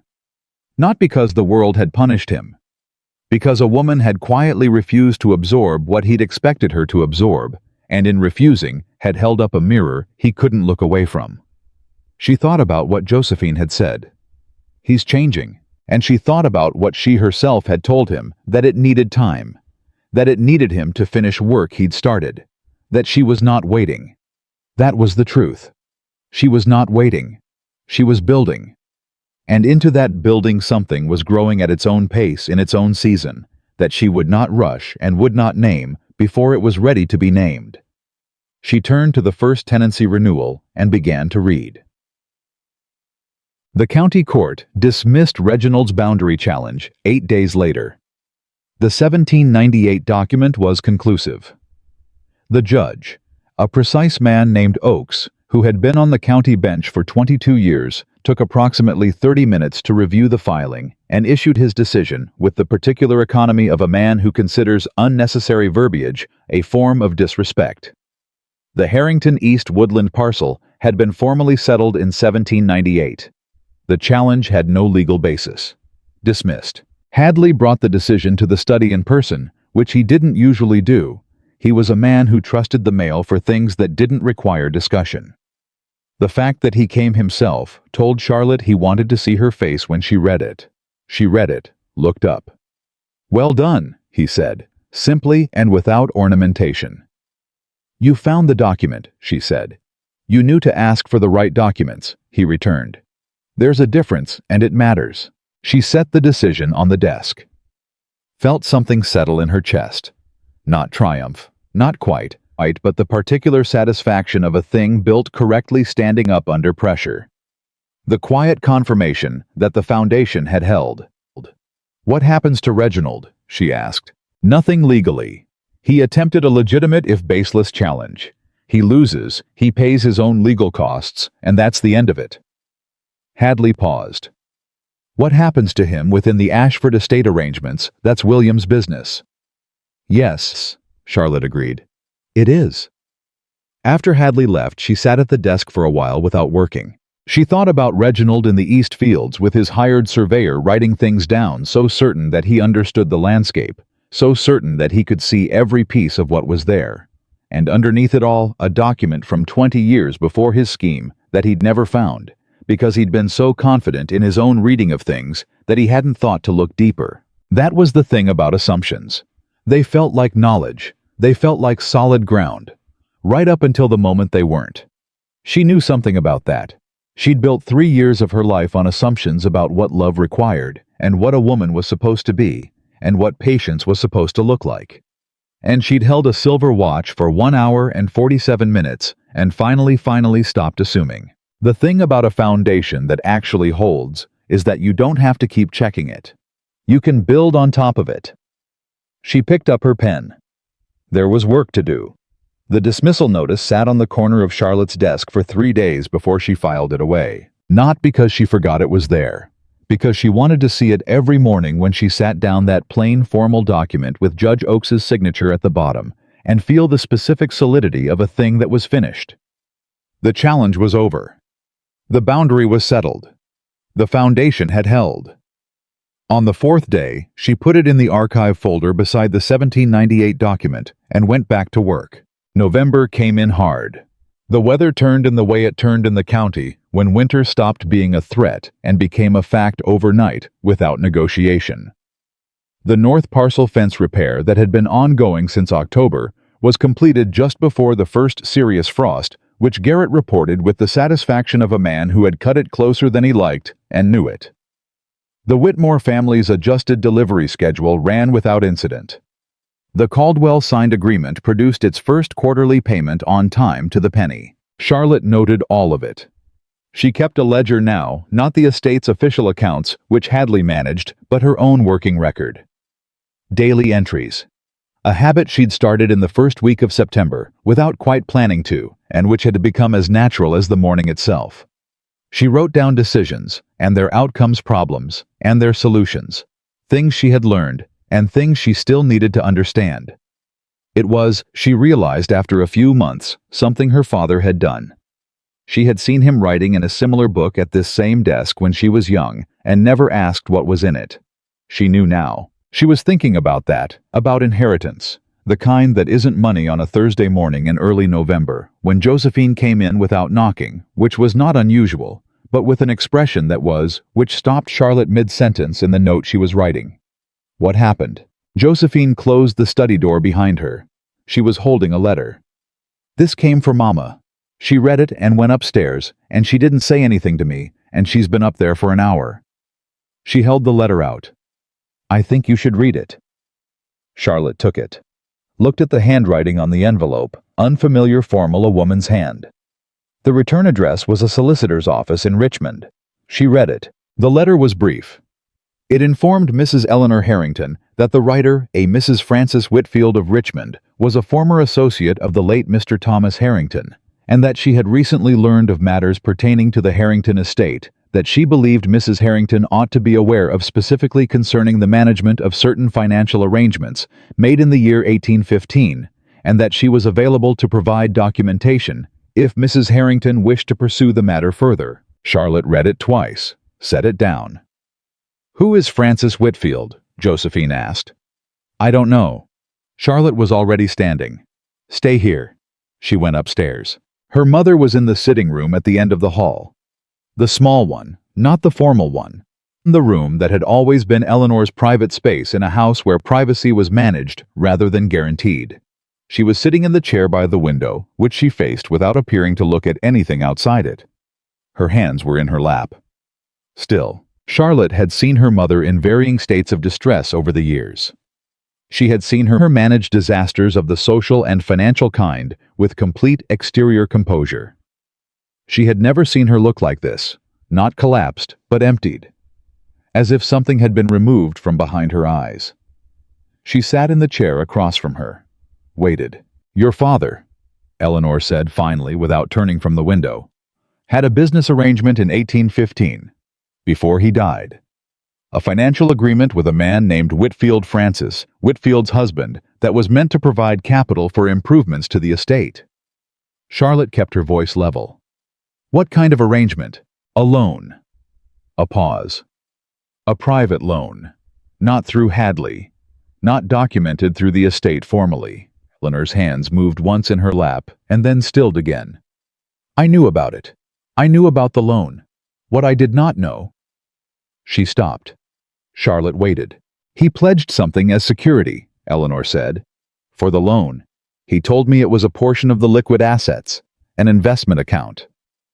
She turned from the window finally and looked at Charlotte, and what was in her face was not quite grief, and not quite fear, and not quite shame. All three of them braided together. It wasn't. The security he pledged it was the North Parcel.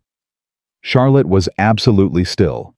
"He pledged the North Parcel," she said slowly, "to secure a private loan, without documenting it through the estate.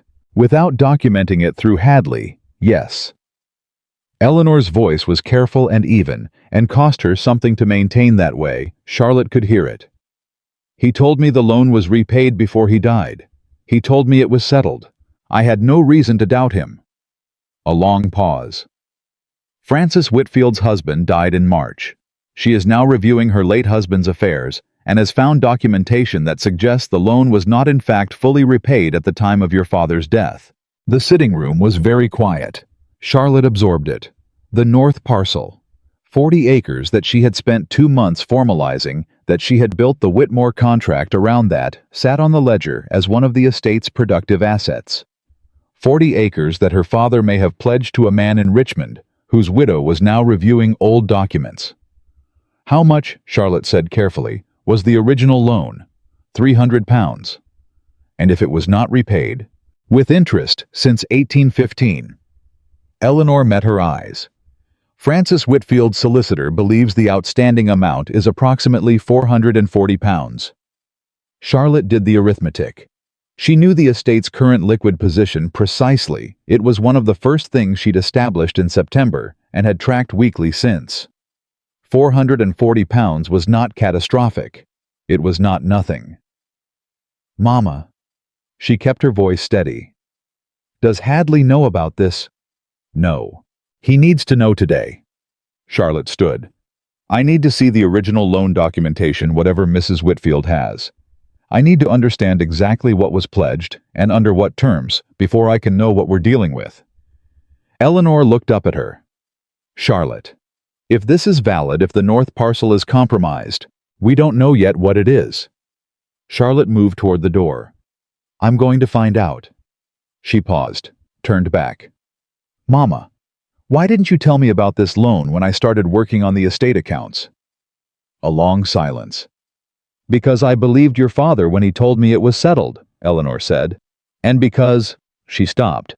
"Because I had already handed you something difficult. I didn't want to hand you more than one thing at a time." Charlotte looked at her mother. This woman who had managed 40 years of a world that asked women to manage things quietly and never fully informed and without complaint, and felt something complicated move through her. Not anger. Something more layered than anger. "In the future," she said quietly, "tell me everything, even the things you think are settled, even the things you think I have enough of already." She held her mother's gaze. "I need the complete picture. Always." Eleanor nodded. One small, precise movement. Charlotte went downstairs and wrote to Hadley before she'd fully taken off her coat. Hadley came the next morning and listened to everything without interrupting. He asked 3 specific questions at the end. Charlotte answered all 3. He left with the letter and a list of documentation he would require from Mrs. Whitfield's solicitor, and he moved with the particular unhurried urgency of a man who has practiced not alarming people while doing things quickly. Charlotte spent the rest of that day reconstructing every transaction and arrangement connected to the North parcel from the estate records. If there was a pledge document, there would be a trail. Her father was not a careless man, and only a private one, and private men, who keep things out of official channels, still keep records somewhere. She found it on the second day. Not in the main archive, in a smaller lockbox in the back of the estate filing cabinet. The kind of thing that gets passed over when you're looking for something specific, and opened when you're looking at everything. A folded document in her father's handwriting, dated November 1815, outlining the terms of a loan from a Mr. Edmund Whitfield of Richmond. £300 at 4% annual interest secured against the North parcel of the Harrington estate to be repaid in full by December 1817. Her father had died in March 1817, 9 months before the repayment date. Charlotte sat at the desk with the document in front of her and thought about a man who had meant to settle it and hadn't had enough time. Who had told his wife it was handled because he intended to handle it. Who had died with that intention unfulfilled, and the document in a lockbox that nobody opened for 2 years because nobody knew it was there. She thought about how intentions that never become actions are indistinguishable in the end from decisions never made. She sent the document to Hadley the same afternoon. His assessment arrived 2 days later, and it was characteristically precise. The pledge was valid. The documentation was legal. Mrs. Whitfield, as her late husband's heir, had a legitimate claim against the estate for the outstanding amount, the principal, plus 2 years of accumulated interest, which Hadley calculated at £420. The North parcel was technically encumbered until the amount was settled. The estate had the funds. It would require drawing down the reserve account that Charlotte had been building since September, the account she had intended as a buffer against exactly the kind of unexpected crisis that had just materialized. Drawing it down to settle the Whitfield debt would leave the estate with minimal reserves going into winter. Not desperate, not ruinous, but thin.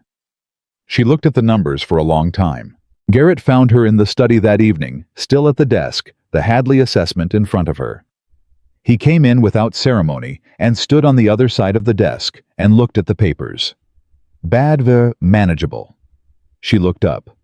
We have the funds. It wipes out most of the reserve account. He was quiet. Timing. Yes, winter is not the moment to have thin reserves. She set the assessment down. But the alternative is to let the pledge sit and risk a formal legal claim against the North parcel, which would cost more in the end and create exactly the kind of vulnerability Reginald was trying to create with the boundary challenge. Pay it, Garrett said, simple and flat. Yes. She'd already known. She just needed to say it out loud to someone who would not argue with her about it. Pay it and rebuild. You rebuilt once already, he said. From worse than this. Charlotte looked at him. It wasn't worse than this 2 months ago. No. He looked at the desk. It was worse in other ways. He paused. You didn't have any of this in September. He gestured the desk, the organized papers, the account books, all of it. You just had a carriage and a bad morning. You built the rest yourself. She was quiet for a moment. Send for Hadley in the morning, she said. Tell him to contact Mrs. Whitfield's solicitor and arrange the settlement.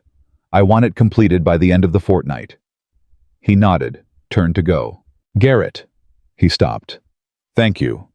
He looked over his shoulder. That flat, unadorned expression that had started to feel over the past 2 months like something she could trust completely. Don't thank me, miss. Just keep going. He left. She sat at the desk for a while longer, doing the arithmetic one more time. Not because she didn't trust Hadley's figures. Because she needed to hold the numbers herself. Feel the shape of them. Understand precisely what the next 3 months would require. She could do it. It would be tight. But she could do it. She was making a note in her ledger when she heard the front door. Not Garrett, who was in the yard, and not Josephine's particular quick footstep. She looked up at the sound of the knock on the study doorway and found William Ashford standing there for the second time in as many months, and this time he looked different again. Not the careful hat-in-hands quality of the October visit. Not the careful steadiness of the afternoon with the 1798 document. Something more direct than either.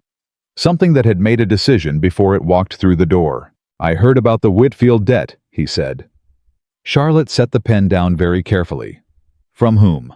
"Reginald." He came into the study, stood on the other side of the desk without sitting. He found out through his solicitor apparently. Whitfield's solicitor made inquiries with several county legal offices as part of settling the estate, and Reginald's man has connections. His jaw was set. "He came to me this morning. He was—" A pause. The particular pause of a man choosing his words over words that are less controlled. He was pleased about it. Charlotte kept her expression completely neutral. "What did he want?" "He wanted me to know." William's voice was even. He presented it as a courtesy, an update on county legal matters.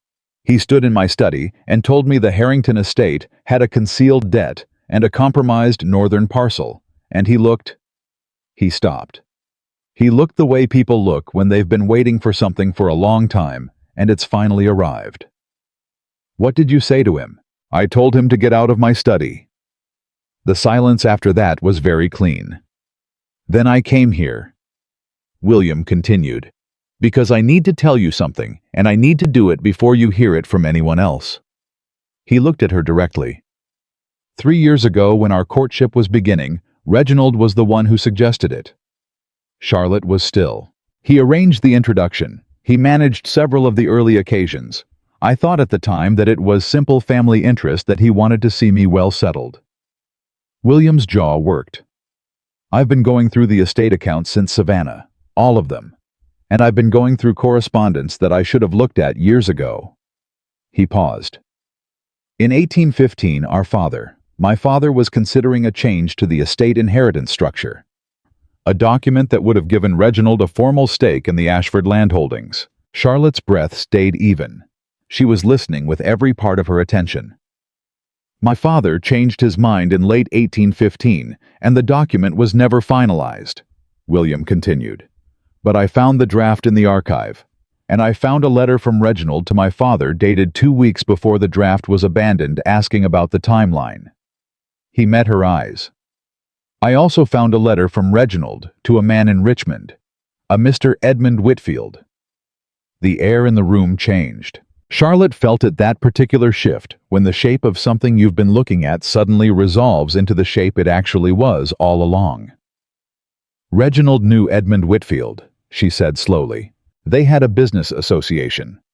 I don't have all the correspondence, but what I have suggests that the association began in 1814 and involved several county land matters." William's voice was steady, but it cost him something. "I cannot prove that Reginald directed Whitfield to offer your father a private loan. I cannot prove that the pledge of the north parcel was anything other than your father's own decision. But the timing," Charlotte said. 1816. The same year my father was reconsidering the inheritance structure. The same year someone needed my estate affairs to look more complicated than they were, so that my attention was occupied, so that Reginald's management role remained essential." He held her gaze. "If the Harrington estate had been financially destabilized 3 years ago, if your father had been managing a private debt and a compromised parcel, the Harrington-Ashford match might have looked very different, less like a social equal and more like a convenient absorption." Charlotte sat with that. She thought about her father in 1815, a careful, proud man who would not have wanted anyone to know he needed capital. An easy target for a private arrangement that didn't go through official channels. She thought about Reginald in this corridor on her wedding morning, standing beside William with a glass watching her walk in. She thought about Reginald in the East Fields with a surveyor writing things down. She thought about Reginald coming to William this very morning, pleased to report on the Whitfield debt. "He's been arranging things," she said quietly, "from the beginning. As far back as I can see." William's voice was flat with a particular kind of anger, not hot, but settled, the kind that has moved past the point of heat into something colder and more permanent. "He arranged your father's debt. He may have arranged the introduction between our families. He managed our courtship occasions. He kept me occupied with other concerns on the morning of our wedding. Charlotte looked at him sharply. What? I've been thinking about that morning for 3 months. William's jaw was tight. Trying to understand how I could have simply stayed in that corridor. What I was thinking. And I've gone back through everything I can remember, and the conversation that kept me there. The one I was in when you heard me talking was with Reginald. A pause. He came to me that morning with an urgent matter. A tenant dispute, he said. Something that required my attention immediately. I didn't question it. I thought it was a delay of 20 minutes. He looked at her steadily. It was not a tenant dispute. I checked last week. There was no dispute. There was nothing. The room was absolutely quiet. Charlotte felt something move through her that was not anger exactly, or at least not only anger. It was something older and more complicated. The feeling of looking back at a sequence of events and seeing for the first time the hand that had arranged them. He kept you in that corridor deliberately, she said. Yes. I wanted you to be late enough that I would be humiliated, that the social damage would be done, that whatever followed, whether we married or didn't, it would happen from a position of weakness for both of us. She thought it through. If we married after that morning, I would enter the marriage diminished. If we didn't... She paused. If we didn't, the Harrington estate was financially vulnerable, and my family's standing was damaged, and the Ashford estate would be in a position to be of assistance, William said, on his terms. He has been playing every outcome. Charlotte's voice was very quiet. For 3 years. At least 3 years. William pulled a chair and sat down across from her. Not the posture of a formal call, just a man who needed to sit down, because what he was carrying was heavy. Charlotte, the morning of our wedding, I made my own choice. Whatever Reginald engineered, whatever kept me in that corridor, the voice you heard through the carriage window was mine.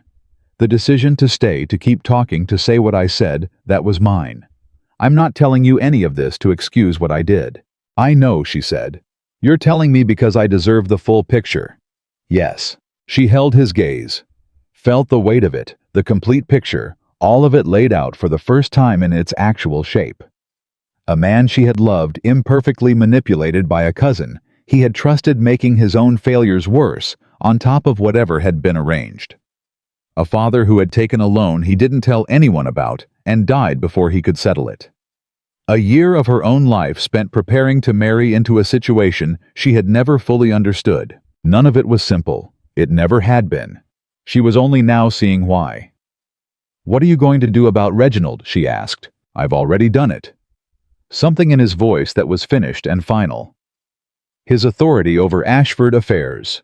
All of it was withdrawn yesterday morning. I've begun a full review of every arrangement he's made in the past 3 years. He will not be managing anything connected to my estate again. A pause. There are legal considerations. What he did may constitute deliberate financial interference. Hadley may have thoughts on that. I'll ask him. Charlotte was already making the mental note. The Whitfield connection, the 1815 loan, if it can be documented, it changes the nature of the debt. Mrs. Whitfield may not know what her husband's association with Reginald involved. No. William was quiet for a moment. She may not. They sat across from each other at her father's desk in the late afternoon quiet. Two people who had arrived finally at the actual beginning of an honest conversation. Not the managed, careful exchanges of a courtship that had been arranged for someone else's purposes, but the real thing, the kind that costs something and means something and cannot be undone. I'm going to pay the Whitfield debt, Charlotte said. Whatever the circumstances of the loan's origin, it is a valid obligation, and I'm not going to leave it unresolved. No. She said it clearly. This is mine to handle. I have the funds. I'll rebuild the reserve account. She met his eyes. This estate does not need rescuing, William. It needs time and work, and the people who are already doing that work. He was quiet for a moment. Then, I know. I'm not saying that to be... I know why you're saying it. He held her gaze. And you're right. A pause. I came here to tell you the truth, not to offer you anything. The truth is yours, whether or not it helps, and you should have it. She looked at him, felt something in her chest that she had been carefully not examining for several months, that she was continuing for now not to examine. "Thank you," she said, "for going through those records, for coming here. It's the least of what I owe you." "Yes," she agreed. "It is."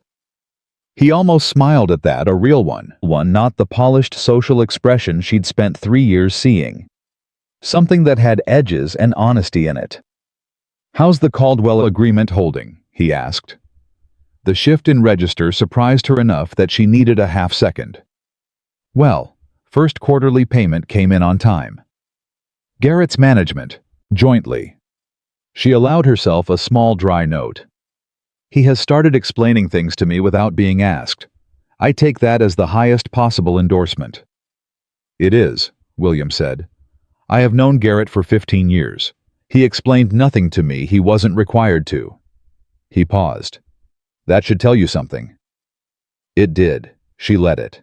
He stood, put his hat on, and at the door, without turning around, as if he was saying it to the corridor rather than to her, "I'm going to be at the county agricultural meeting in December, the one at Pemberton Hall. I imagine you'll be there." "I hadn't planned on it," she said carefully. A pause. "The North Parcel drainage question is on the agenda. Given the 1798 agreement, you have standing to speak to it." She blinked. Hadn't known that. "Is it?" "It is." He looked back over his shoulder. "Thought you'd want to know." He left. Charlotte sat at the desk. She pulled her ledger toward her and wrote, "December, Pemberton Hall. Agricultural meeting. North Parcel drainage. Attend." Then, underneath it, she paused. Thought about a man who had gone through 3 years of estate correspondence to bring her the truth she deserved, who had stripped his cousin of authority before the wound had finished bleeding, who had found out about the county meeting agenda and told her about it on his way out the door without ceremony, as if it were obvious. She wrote in the margin beside the entry, the same thing Garrett had said to her in September. The same thing. She was beginning to understand the real shape of good thinking. The Whitfield settlement was completed on the 23rd of November. Hadley arranged it with Mrs. Whitfield's solicitor, and the transaction was clean and complete. £420. Formal receipt. The North Parcel formally released from any encumbrance. Charlotte held the release document for a moment before she filed it in the archive beside the 1798 boundary agreement and the dismissed challenge. Notice a growing record of things that had been uncertain and were now resolved. She went to find her mother. Eleanor was in the kitchen garden, one of the few places she went when she needed to think in a way that required her hands to be occupied. She was working on something with the focused attention she brought to everything, and she looked up when Charlotte came out. Charlotte held up the release document without saying anything. Eleanor looked at it. Something moved across her face. Relief and something more complicated underneath it. She set down what she was holding and took the document and read it, and when she looked up again, her eyes were bright in a way she was working hard to control. "It's done," Charlotte said. "Yes." Eleanor's voice was steady with effort. "Charlotte, I should have told you from the beginning about that loan. I should have—" "You didn't know it was unresolved," Charlotte said. "Papa told you it was settled. I should have verified. Mama." She held her mother's gaze. "We all should have done many things differently. The question is what we do from here." She looked at the document in her mother's hand. "The parcel is clear. The reserve account will rebuild by spring if we manage carefully, which we will. The estate is in better shape than it has been in 2 years, and it will be in better shape still by summer." She paused. "Papa wanted this place to survive. It's going to." Eleanor looked at her for a long moment. "He would have been proud," she said, and this time she let herself say it fully without the careful qualification of the last time. "Not mostly. Entirely." Charlotte felt it land. Didn't speak for a moment. "Then I'll keep going," she said finally. "For him. And for us." She reached over and took the release document back gently. "Go inside, Mama. It's cold." Eleanor went. Charlotte stayed in the kitchen garden for a moment alone, the release document in her hand. The cold November air around her and the estate around that, the fields, the buildings, the East Woodland parcel that had been her grandfather's and her father's and was now clearly and completely hers. She thought about December, about a county agricultural meeting and a north parcel drainage question, and a man who had thought to mention it on his way out the door. She thought about foundations and the building that happens on top of them, season by season, one solid thing at a time. She went inside. There was work to do. The Pemberton Hall meeting was on a Tuesday. Charlotte arrived early. Not because she was anxious, she had moved past the point where entering a room full of people who had opinions about her produced anything resembling anxiety. She arrived early because she was prepared, and prepared people don't need to rush, and she wanted to be settled at the table before the room filled so she could read it properly before it read her. The agricultural meeting at Pemberton Hall was nominally about county land management. Drainage systems, crop rotation policy, tenancy, renewal frameworks, the practical business of people who owned land and worked it and needed to coordinate across boundaries. It had been running annually for 30 years, and in those 30 years, no woman had sat at the main table. Charlotte sat at the main table. She did it without drama. She took the chair third from the left, set her documents in front of her, and when Mr. Alderton, who had taken the seat beside her, with the clear intention of suggesting gently that perhaps the observers' chairs along the wall were more appropriate, opened his mouth, she looked at him with the expression she had developed over 4 months of county arbitrations and tenant negotiations and legal proceedings. The expression that communicated without a single word that she was exactly where she intended to be. Alderton closed his mouth. Garrett, who had accompanied her and was standing near the back wall with several other estate managers, caught her eye across the room. His expression didn't change, but he gave her one small deliberate nod. She turned back to her documents. The room filled in the way. Such rooms fill men of varying ages and varying degrees of opinion. All of them managing their reactions to her presence with different levels of success. Some ignored her. A few nodded with the careful courtesy of people choosing diplomacy over discomfort. One, a Mr. Forsyth who managed the Carrington estate, gave her a look of open disapproval that she noted and filed and did not respond to. William arrived 7 minutes before the meeting was called to order. She heard him before she saw him, that particular shift in the room's ambient energy that happened when someone with significant social weight walked in. She kept her eyes on her documents. Heard the greetings, the murmured exchanges, the sound of a chair being pulled.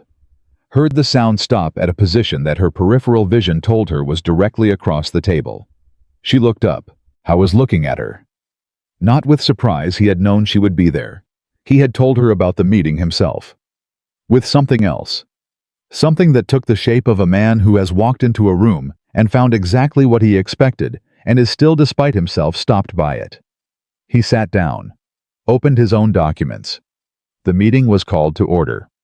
The North Parcel drainage question came up 40 minutes in. The county drainage coordinator, a man named Birch, who spoke with the careful precision of someone who had spent his career managing disputes between people who cared intensely about water flow, laid out the question. The eastern drainage system, which ran through 3 county estates, including portions of both Harrington and Ashford land, required maintenance that had previously been handled by the county since 1814, but was now being returned to private responsibility due to budget constraints.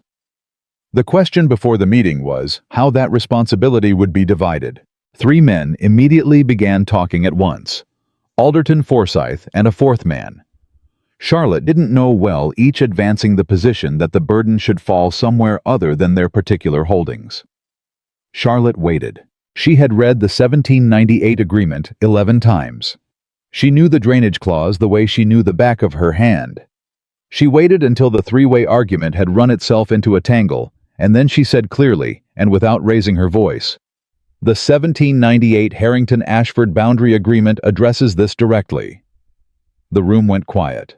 She opened her document to the relevant page and read the clause aloud, the precise language of her grandfather's arrangement, the exchange of land for drainage maintenance, the terms under which that maintenance had operated for 40 years. She read it without editorializing, without emphasis, just the words on the page and what they meant. When she finished, the silence lasted long enough to be meaningful. Birch, the drainage coordinator, leaned forward.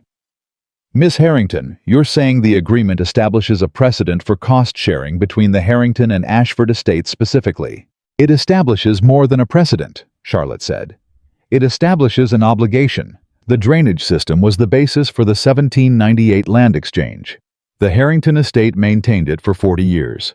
When the county took over in 1814, that was an informal arrangement, not a formal termination of the original obligation. Now that the county is stepping back, the original agreement is the operative document. She looked at Birch. Which means this isn't a new question. It's an old answer that nobody looked up. Forsyth made a sound of objection.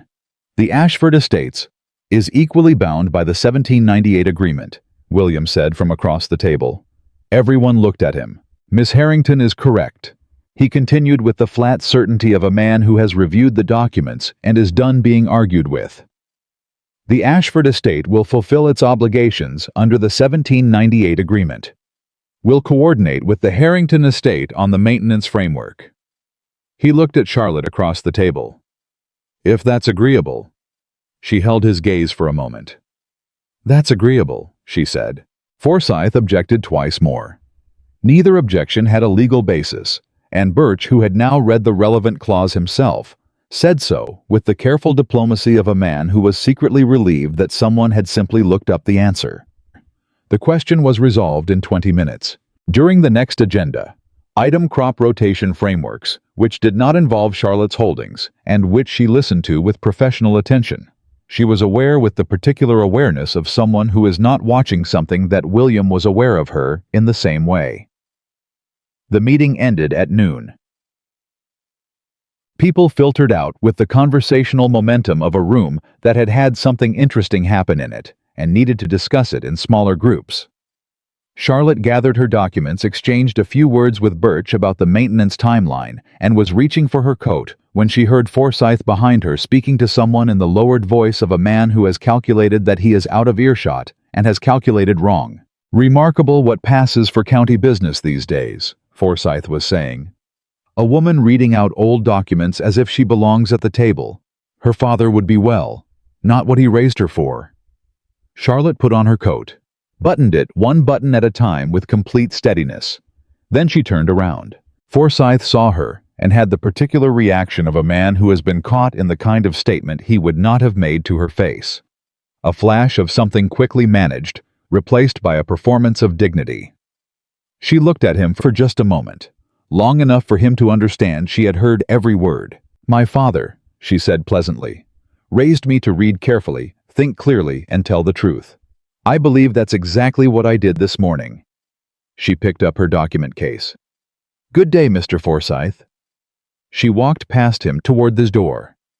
Behind her, she heard someone she thought it was Alderton of all people make a sound that was distinctly, unmistakably, a suppressed laugh. She did not let herself smile until she was outside. Garrett was waiting at the bottom of the steps with the horses.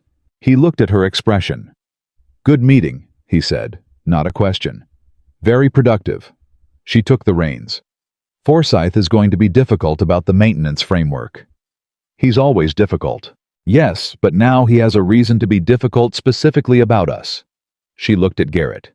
We need to have our documentation complete before we meet with Birch next week. Every record of the drainage maintenance from 1798 to 1814. I'll find it. I know you will. She mounted. Looked back at the hall once. Through the window she could see the room still in motion, people talking the meeting's aftermath. She could see, or thought she could.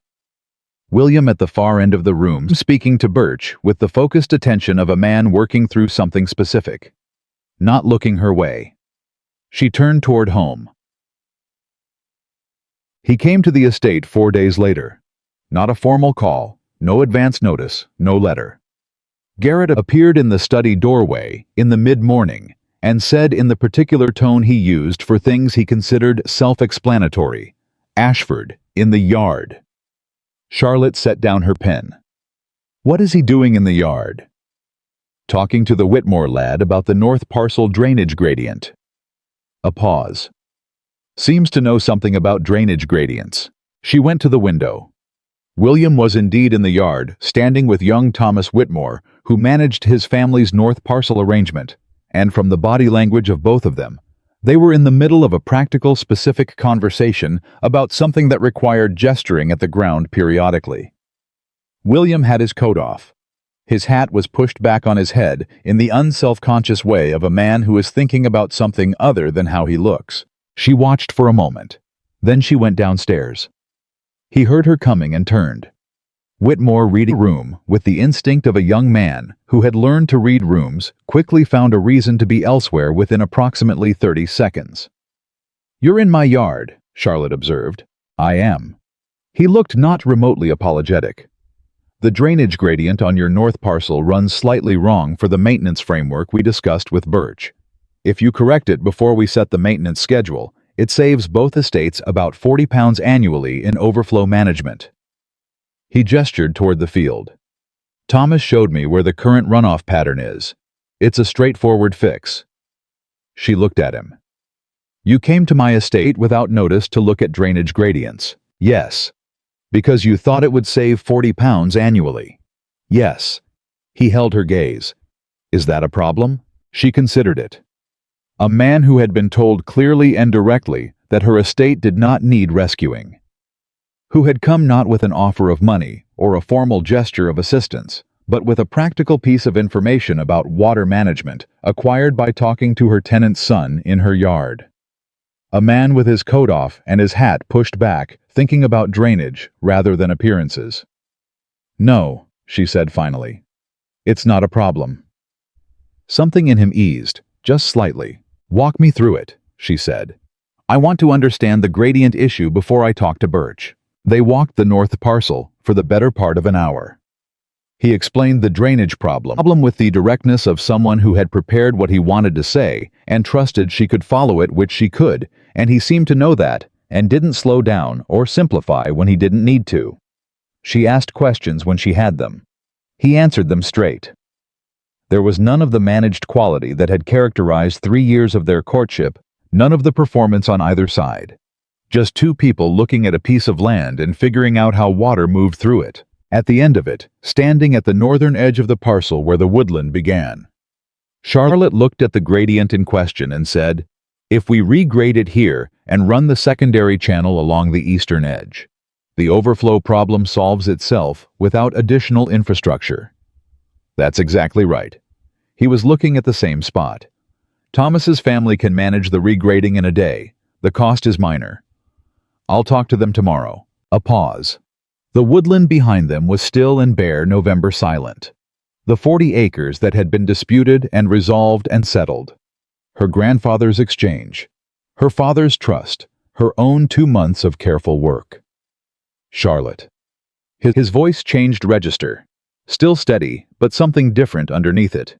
She waited. "I have been trying," he said, "to do this correctly. To earn back something I don't know what to call it exactly. The right to be in the same conversation with you as an equal.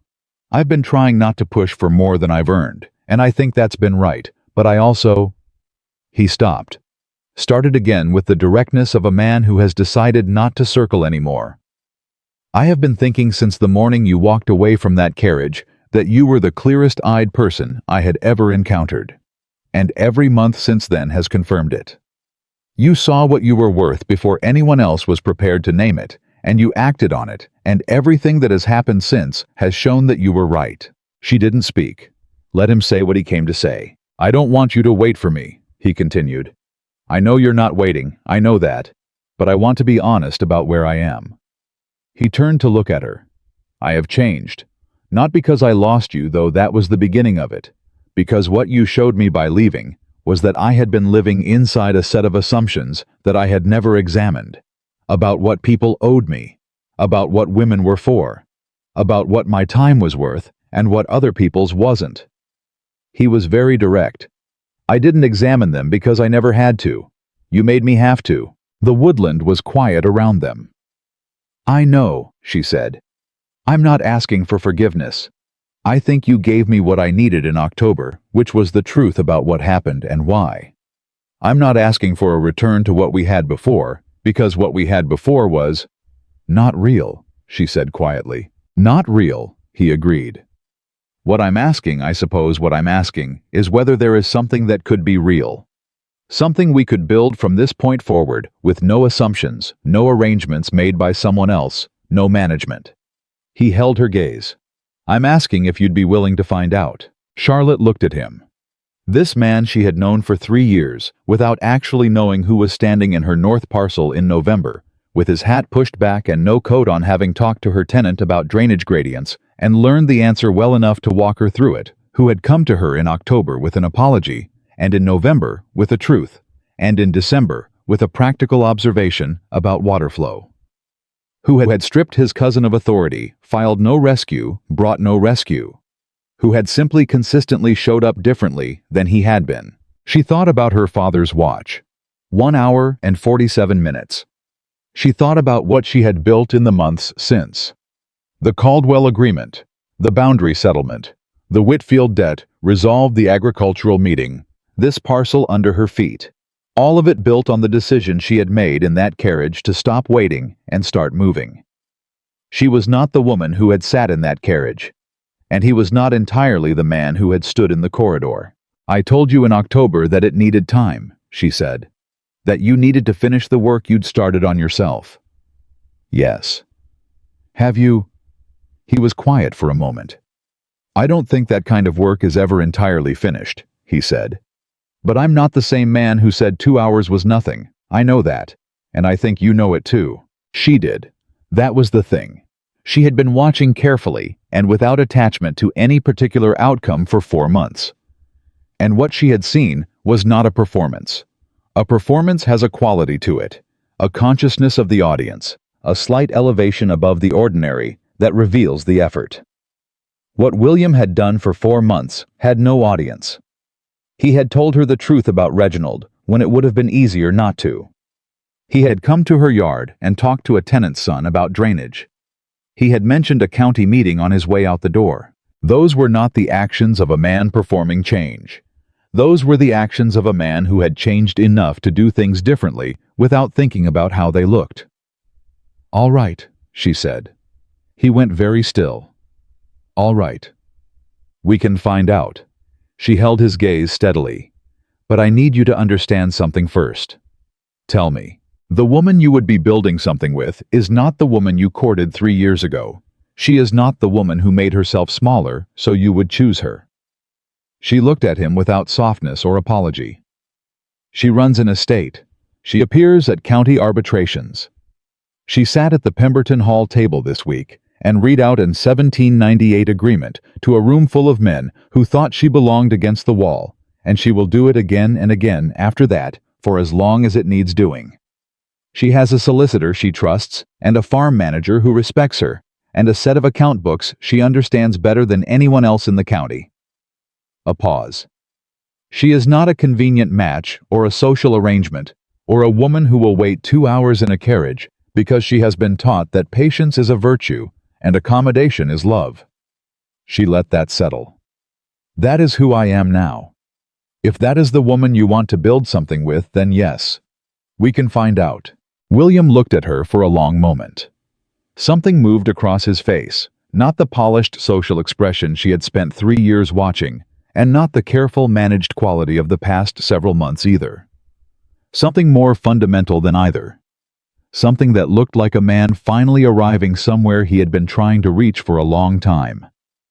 That woman, he said quietly, is the only one I'm interested in. She believed him. That was the thing that surprised her. Not the words, but the fact that she believed them. That the 4 months of accumulated evidence had built something solid enough that when he said it, it landed not as hope or wish, but as something she could test against what she knew and find it consistent. She nodded once. Then we start from here, she said. Not from 3 years ago, not from the morning of the wedding. From here. From here, he agreed.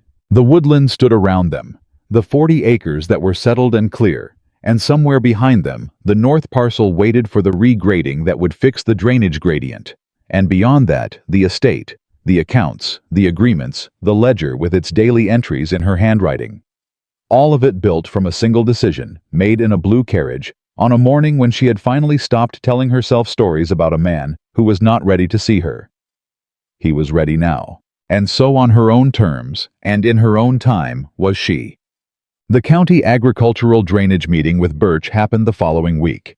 Charlotte and William arrived separately, which was noted, and sat on the same side of the table with the documents between them, which was also noted, and presented a joint maintenance framework for the North Parcel drainage system that was so thoroughly prepared and clearly documented that Birch approved it in 40 minutes, which was unprecedented for a county drainage proceeding and was noted most of all. Forsyth, who had come prepared to object, found nothing to object to, and left looking somewhat deflated. Alderton on his way out paused beside Charlotte and said in the gruff, sincere manner of a man who doesn't make such statements easily, "Good work, Miss Harrington. Your grandfather would be satisfied." She thanked him. Garrett at the back of the room gave her the nod again. On the steps afterward, while the other men exchanged the usual exit pleasantries, Charlotte stood beside William in the December air and looked at the document Birch had just signed.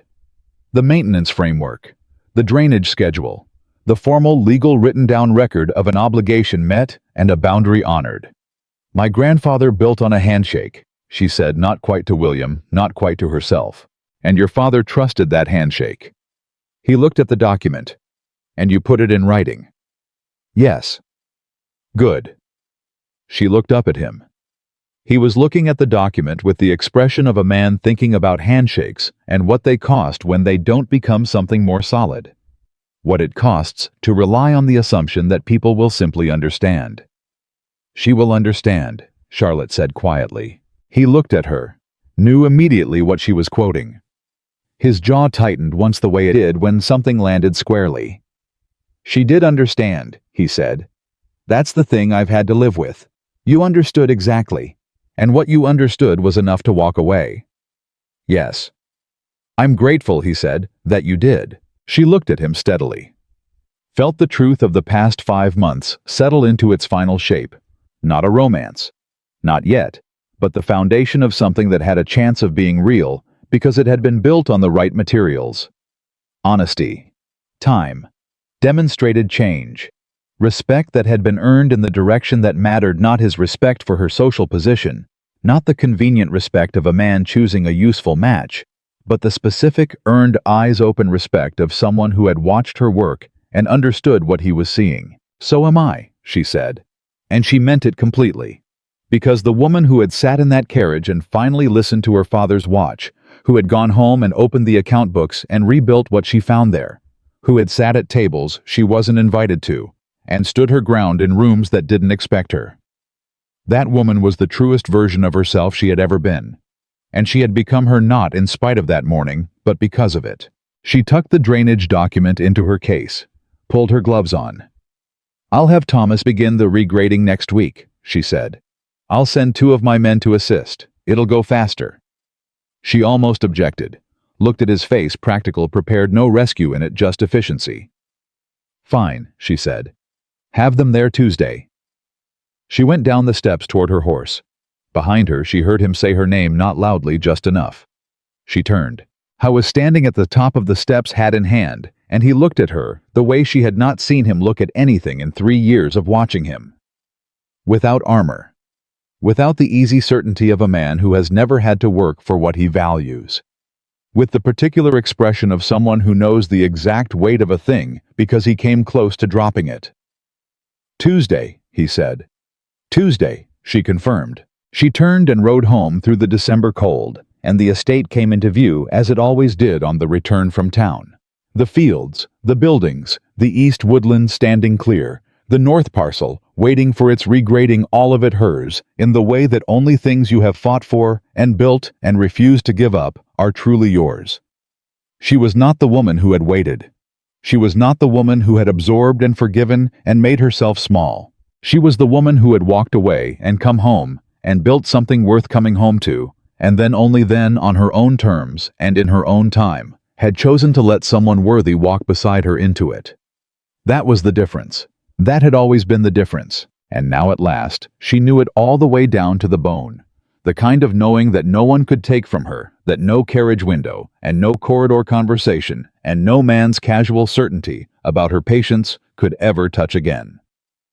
Charlotte Harrington rode home, and she did not look back.